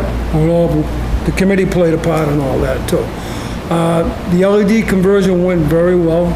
I've received probably about 6 overall difficult complaints that either the lights are too bright or there's not enough light on the street. We're addressing those one at a time, as they come in, and we've tried to work with everybody, and we got about 3 more problem areas that we have to straighten out, but all in all, it's working out very well. The second phase of the project is going to be from Derby Street by Tavern Square. We're going to replace all the lights from there all the way down to Congress Street. That's part of the procurement contract that we went out, and the money that we went out to bond for, to do the LED conversion, that was part of the contract.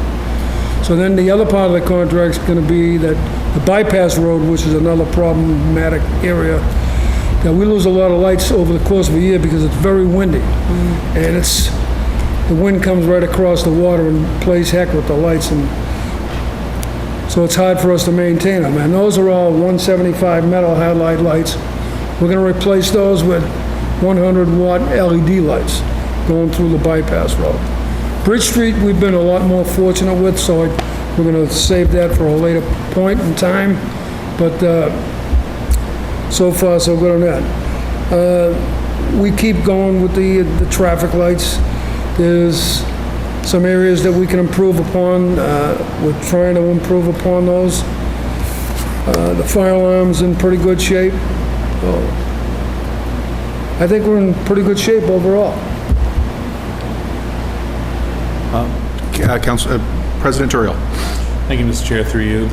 The one thing that I know, and I know my colleague across the way from Ward 7 would also agree on, we've discussed this some, and Salem State's been a part of this, but we know we get a lot of complaints from people about the state of lighting on Loring Avenue in the stretch that, from Lafayette to Canal.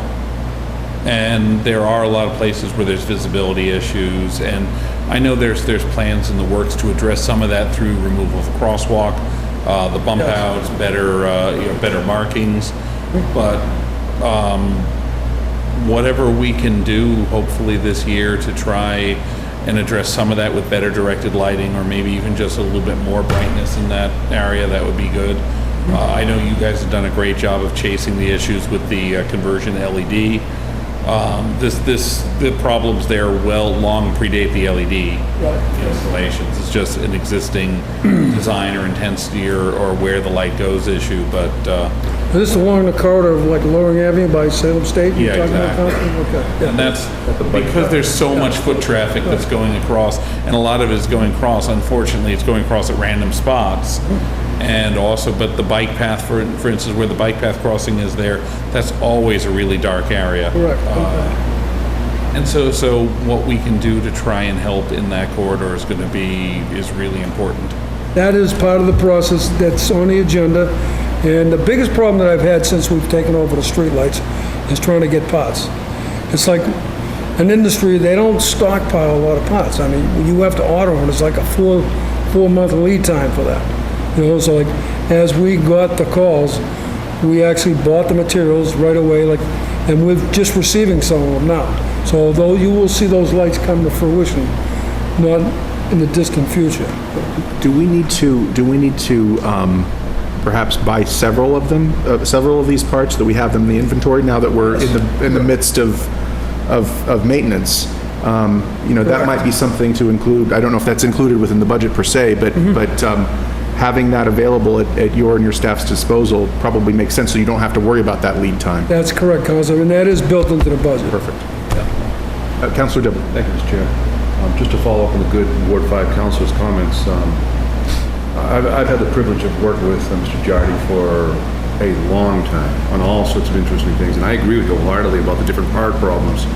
It's part of the reason why I kept bringing up the bolt circle and the nuts and they go on the watch for the cell phone adaptations, and it seems like every single vendor is a different issue. And I don't want to see a whole hodgepodge of different cell phone towers popped up when they get hit. They're no longer around. You're trying to put a light back up and nothing fits. So we need to make sure that it's all uniform to your standards when things are replaced. Correct. Separate from that, with regard to the Loring Avenue bike path crossing, we were in a late night meeting with the mayor, and I think it was a council meeting, I'm not sure where it was, and I had raised the issue. She got on the phone and texted you at probably 10:30 at night. Right. I think it was literally 2 days later, the light was up. Hadn't been connected yet, but I was amazed to see the light up that fast. So thank you for that. The one major crossing will be at the bike path crossing. Okay. And then I had followed it up after I saw that light, if we can get a second one on the other side, and I failed to even check to see if you had done it, but I imagine it already went up as well. Not sure. We're working on it. No, that we're working on it. Our hopes is that this summer, that bump out in the bike path will be constructed That area will be properly. taken care of. The mayor has a nice idea, nice design, but we took that idea to the neighborhood and it tweaked it a little bit, but it's basically the same idea, same design, with some but more lighting on both sides of that bike path crossing is needed Okay. this summer. So we have until maybe the end of August to, hopefully when we open it, the lights are in place. Okay. Okay, thank you, John. We'll work on that one, okay? Councilor Gerard. Thank you, Mr. Chair, through you. Just quickly, where, on your outcomes and performance measures, the actual for FY15 are missing on page 170? Just an update on the narrative. We have them, Counselor, we can just update the narrative, just needs to be Okay. updated, that's all. Okay. Anything further from councilors? Councilor Gerard. So for fire alarm master box plug out and system resets, there's no estimated amount. Is that? Just the narrative needs to be Yes, updated, we yeah. can update that. Okay, I didn't know if that was something that that's was a- changing. We didn't really put the number in, that was my fault. Okay. Not typing that in there. Yeah. Okay. That's just an error on my part, Councilor. Okay. Thank you. Councilor Dibble. Thank you, Mr. Chair. Just a follow-up. The public is home watching tonight, and I'd ask for you and the mayor to brag a little bit right now about how much are we, a guesstimate, how much are we going to save by switching from the old style streetlights to these new styles that you've been putting up all around the city? What's the ballpark number Estimated savings is about $250,000 a year. per year? Yes. Excellent. Thank you. Excellent job. Thank you. We've taken the budget from $645,000 previously to around $300,000 roughly. in a matter of a few years. Well, we're gonna have to ask you. The best is yet to come. See, like, we haven't gone on to this new LED tariff yet that the mayor had just mentioned previously. And once that tariff comes into play, we'll be saving even more money, along with more money on our newer energy contract for fiscal year 18 to 21. So there's gonna be like a double savings, It's funny, I didn't like the lights when they first went in. They looked odd, the lighting was different, and it took maybe 2 nights to get used to it. And I think probably you feel the same way. The majority of the complaints have gone away. There was a lot of thought given to those lights, okay? It wasn't like Sample and a month, pilot. yeah, right, a month decision. We had public meetings after public meetings, okay? We took into considerations doctors' complaints, health concerns, that people had light shining in the windows, and we had, these lights were built with shades that were custom made, for the lights, so that if somebody needed a shade, we could just insert the shade without replacing the light, which we're capable of doing. Like if you called me up or you have a resident that needs a shade because the light's coming in the window, you can snap a shade in a matter of 5 minutes, and it should take care of that problem. We've even made, on 2 occasions, we made custom shades that wrap around the lights because there wasn't a way to keep the light from the person's window. So that's how far we've gone. I think the city as a whole owes you a big thank you and the mayor. 250,000 plus these other savings that you're talking about, that's a huge savings. Thank you. Like I said, I had a good team working with me, so I appreciate your When will the project be all done? Probably about this time next year, by the time we're done with everything. Yeah. And hopefully, we're gonna see the savings on the LED tariff in the near future, but it might be like we had to do last year, chase National Grid for the rebate, because the tariff isn't in place because all the paperwork wasn't filed on time. So we're going through that scenario again, but it will happen. Yeah. The money did come back this year, sitting in the mayor's office. She can attest to that, and Sarah can attest to that, that we did get a huge rebate from National Grid. Every time that John comes in, I always feel like we've been illuminated, and I feel very energized by the end of it. So it had to happen, and it's late. So, all right. Any further questions from any of my colleagues, and none from the public? Councilor Giroux. Thank you, Mr. Chair. I move for approval for the electrical personnel expense budget in the amount of $357,069. It's been moved by Councilor Gerard, seconded by Councilor Dibble, of personnel expenses under the electrical department in the amount of $357,069. All those in favor say aye. Aye. Those opposed, no. Matter carries. Councilor Gerard. Thank you, Mr. Chair. I move for approval for the electrical non-personnel expense budget in the amount of $357,800. Second. Been moved by Councilor Gerard, seconded by Councilor Dibble. Non-personnel expenses under the electrical department, the amount of $357,800. All those in favor say aye. Aye. Those opposed, no. Matter carries. Councilor Gerard. Thank you, Mr. Chair. I move for approval for the electrical total personnel and non-personnel expense budget in the amount of $714,869. It's been moved by Councilor Gerard, seconded by Councilor Dibble. Total personnel and non-personnel expenses under the electrical department in the amount of $714,869. All those in favor say aye. Aye. Those opposed, no. Matter carries. John, thank you so much. Thank you, Mr. Chairman. Thank you, councilors. Thank you, Mayor. Thanks, Sarah. Appreciate your help. Thanks. Right. Ron, it's good to see you again. Thank you, Stephen. You too. All right. To the mayor and to Ms. Stanton, your pleasure as to what we do next. We have either the finance department itself or public property. So finance is pretty quick. There's nothing, I shouldn't say it's quick. So finance is Not too much under to it. number 6. 6, okay.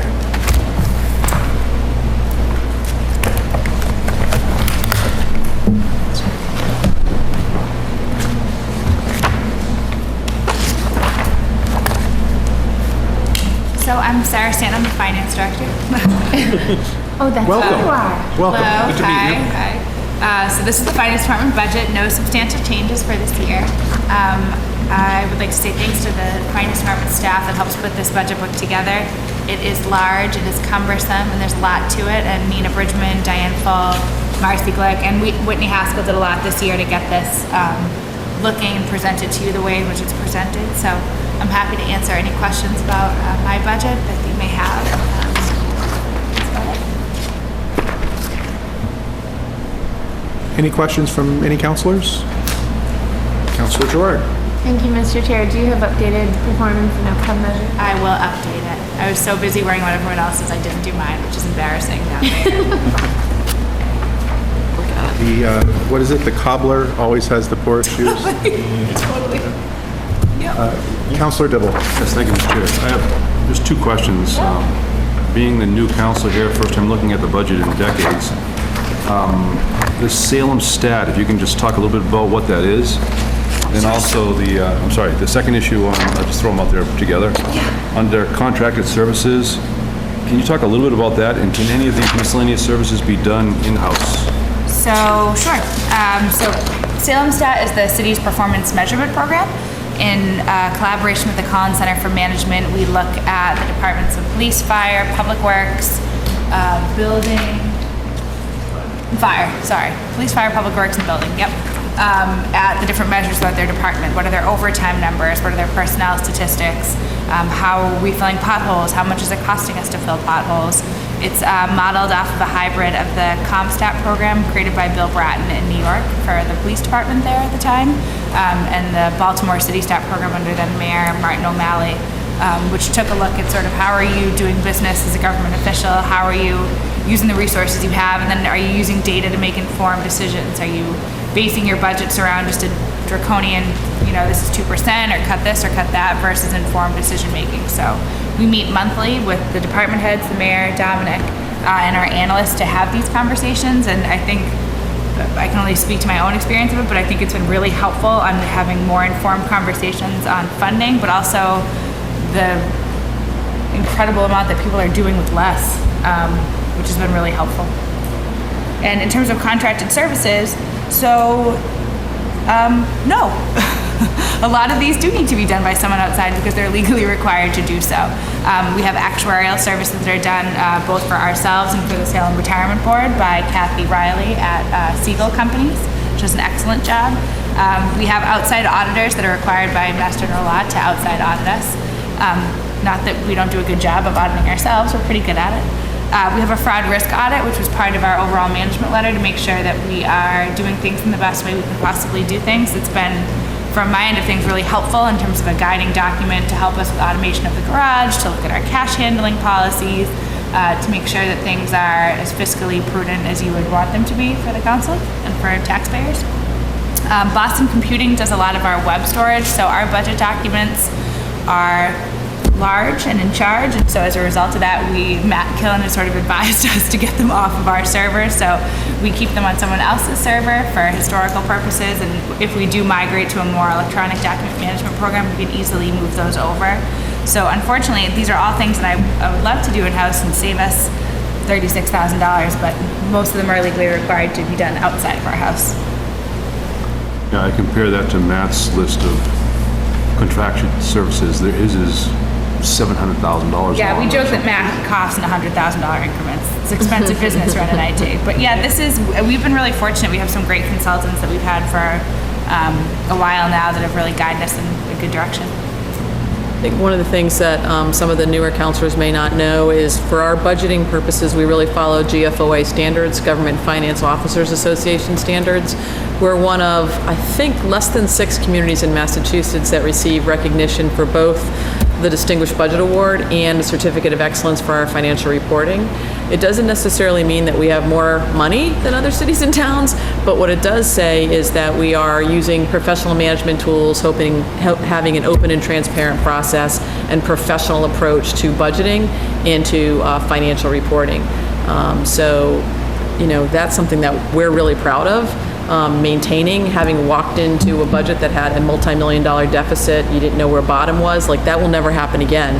This document, while we joke about how much it weighs, also is a process that is recognized by finance professionals that is more than about the numbers, but ensures hopefully good practices behind them as well.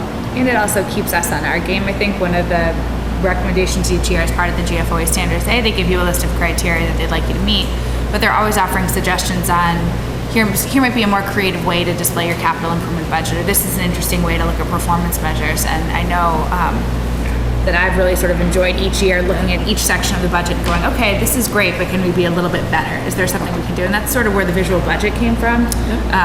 City Hall to Go, I think, came from a whole mess of ideas, but one of which is to sort of better show what we're doing. So I think in addition to the GFOA standards being great for transparency and to provide a whole plethora of information, it does sort of challenges you to do a little bit better every year to meet and exceed those standards. I will say, Mr. Chair, that I remember the budget process from 2.5, 3 decades ago, and how difficult it was. And I had asked our council president not to put me on this committee.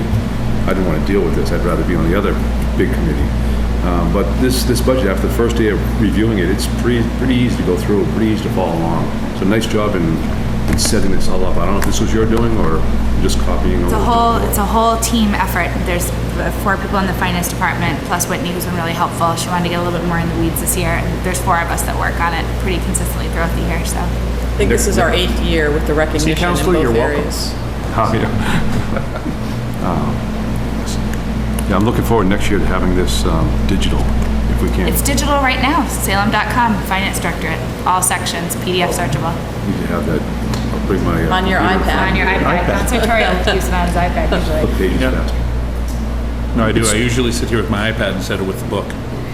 We could make this a challenge among counselors. I notice under the line items for budget preparation, there's binders for budget, $340. There's dividers, cover papers, file folders, labels, pocket folders, $300. Miscellaneous supplies, $1,760. If all of us just brought in an iPad, we would be saving, that's not a lot of money, but $2,400 a year. So. Well, we'd probably pay for the iPads, but yeah. Well, the iPads have a life cycle, to be serious. Right. It's 3 to 5 years, so. Yep. But there would be a lot of use, aside from budget time, there would be a lot of use for those iPads. 1,000% agree. Happily would budget for that because Our it would save copier us would money. thank you. Yeah, exactly. Our Would save copier us and my money. mental sanity would thank you. Without naming the community, Mayor, you and I have had this conversation about one particular community here in Massachusetts, a pretty good-sized city or town, who would come in and there would don't be anymore. a one-page budget. Yeah, there's certainly a lot of communities that don't provide anywhere near. I know, just even talking with Jason about Beverly, like it's literally just the Munis printout. Here it is. There's not a narrative.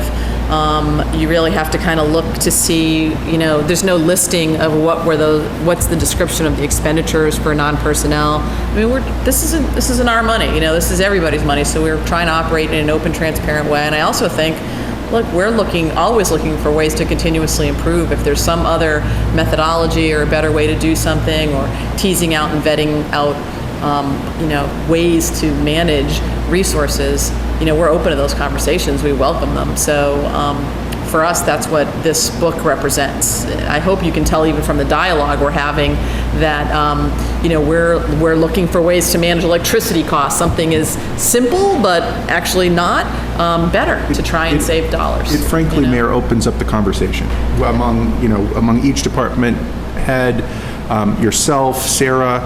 Each counselor is welcome to come in and ask. The public is open to ask the questions. It opens up that dialogue and some prompts to like, oh yeah, we did this and thus and such this particular year. President Turiel. Thank you, Mr. Chair, through you. Just to be completely serious about all, there are a lot, there are plenty of people in Salem who will disagree with some of the spending decisions and priorities that are in this budget.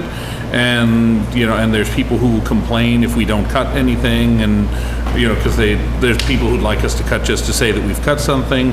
There are people who'd like us to change spending in one direction or another.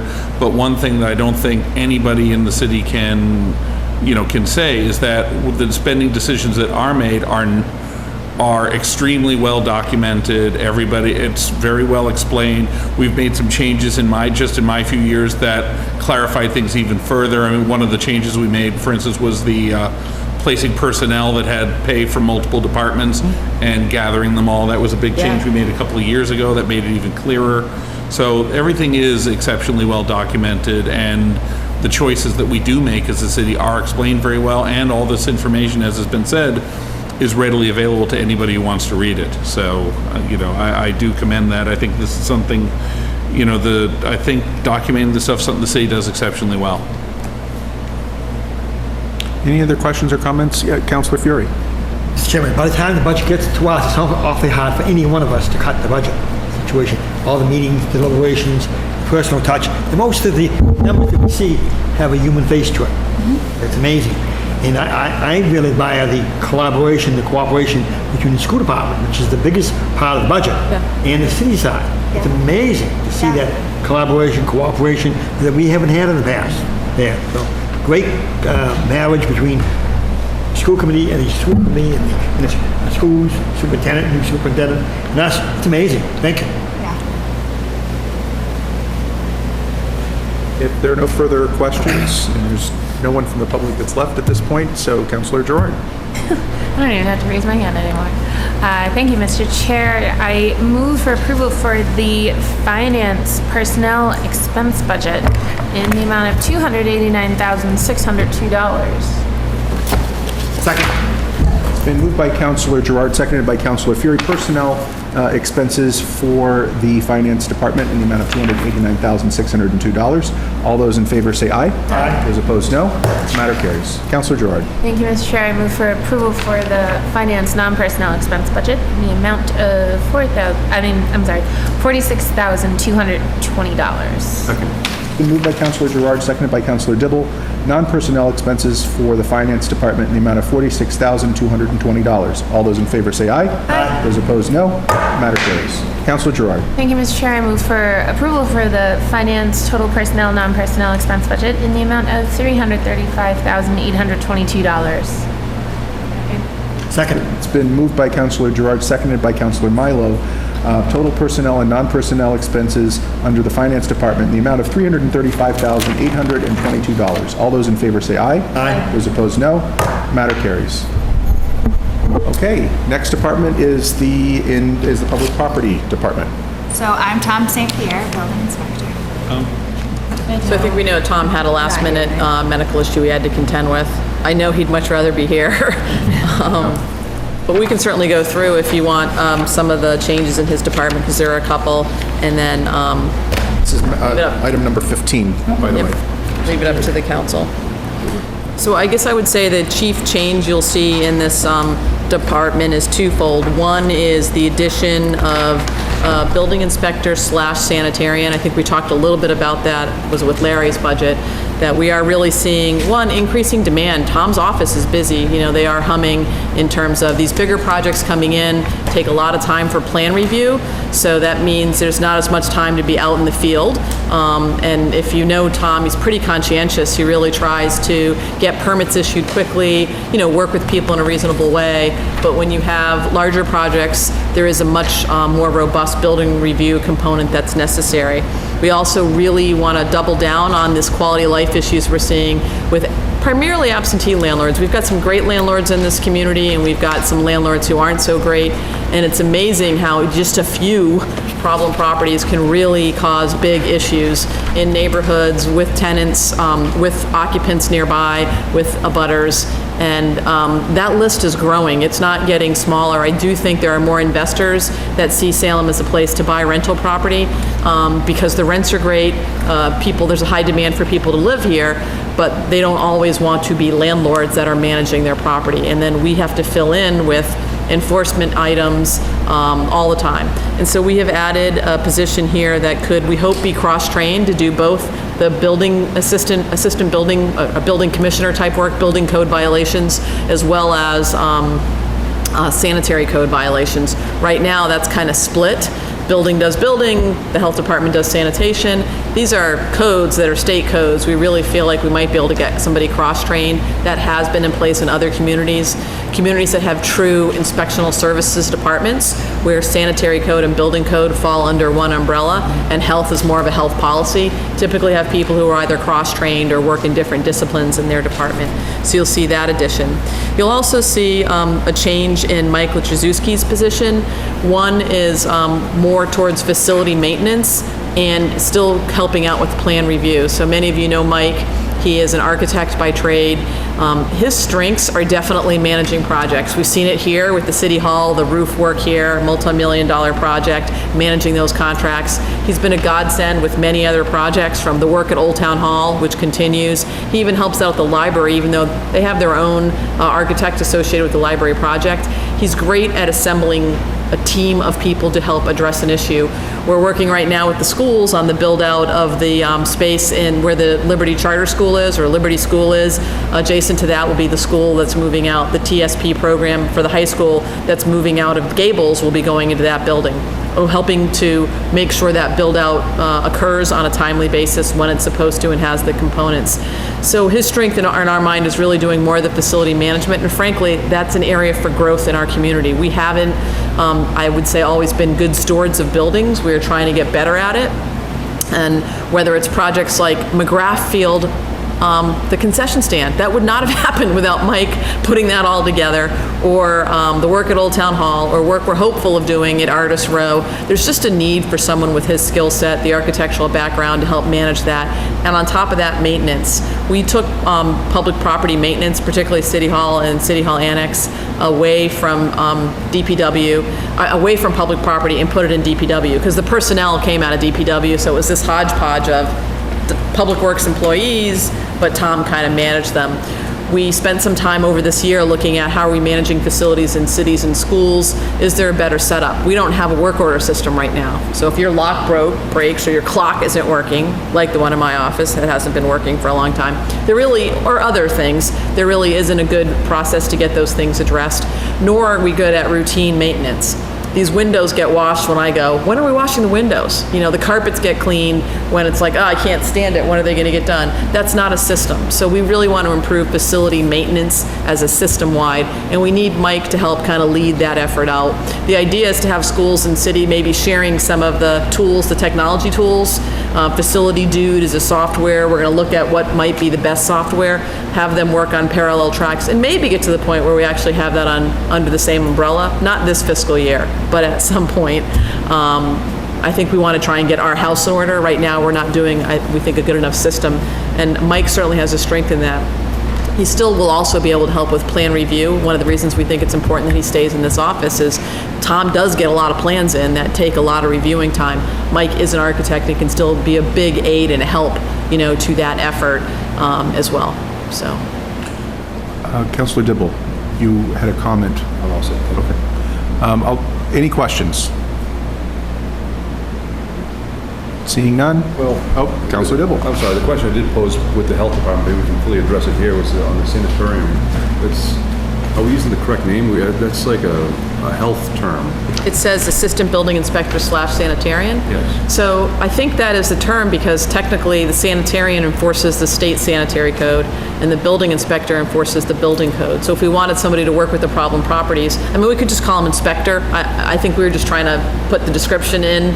What we have in mind is that they'd be able to enforce either the sanitary code or the building code, not go out, see a building code violation, but not write a ticket for the grass being high, which is a sanitary code violation, not in there. And I kind of see it this way, that you're not, I mean, it's not that any of the departments would do it, but just like you're not having people pointing in different directions is, like, oh, well, the health department needs it. No. I mean, health department, Dave Greenbaum was great as the senior sanitarian, and they have a new, they're getting people up to speed. They're onboarding some new employees that Dave, as many of you know, may have left to become Saugus's health director. So it's been harder to manage. He did a lot, and it's been harder to manage the code enforcement aspect for the problem properties group, while the health inspector is also onboarding employees, while we're getting people pulled into opiate, reduction strategies and meetings there, and also just new growth. The same, Tom's running around a lot with the new inspections, so is health. So it felt like a resource area that could serve both purposes, frankly, if they're cross-trained. So. Anything else? Councilor Dibble. Will Michael be able to help you and the city in looking at the Red Line building across the street? Yeah, absolutely. He's on the internal team. He's also on the school, on the senior center building committee. So there's the Bertram Field. We're looking at the field house there. You know, we did the turf over, but the team rooms, the public restrooms, the concession stand, that's in phase 2.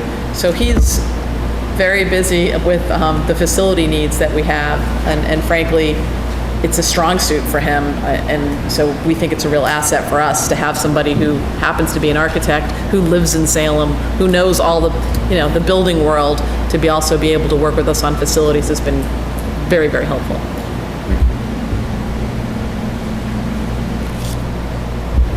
Mr. Jordan? Thank you, Mr. Chair. I move for approval for the public property building, plumbing, gas inspection personnel expense budget in the amount of $447,666. It's been moved by Councilor Gerard, seconded by Councilor Milo. Personnel expenses under the building department in the amount of $447,666. All those in favor say aye. Aye. Those opposed, no. Matter carries. Councilor Gerard. Thank you, Mr. Chair. I move for approval for the public property building, plumbing, gas inspection non-personnel expense budget in the amount of $23,300. Second. It's been moved by Councilor Gerard, seconded by Councilor Dibble. Non-personnel expenses under the building department in the amount of $23,300. All those in favor say aye. Aye. Those opposed, no. Matter carries. Councilor Gerard. Thank you, Mr. Chair. I move for approval for the public property building, plumbing, gas inspection total personnel and non-personnel expense budget in the amount of $470,966. Second. It's been moved by Councilor Gerard, seconded by Councilor Milo. Total personnel and non-personnel expenses under the building department in the amount of $470,966. All those in favor say aye. Aye. Those opposed, no. Matter carries.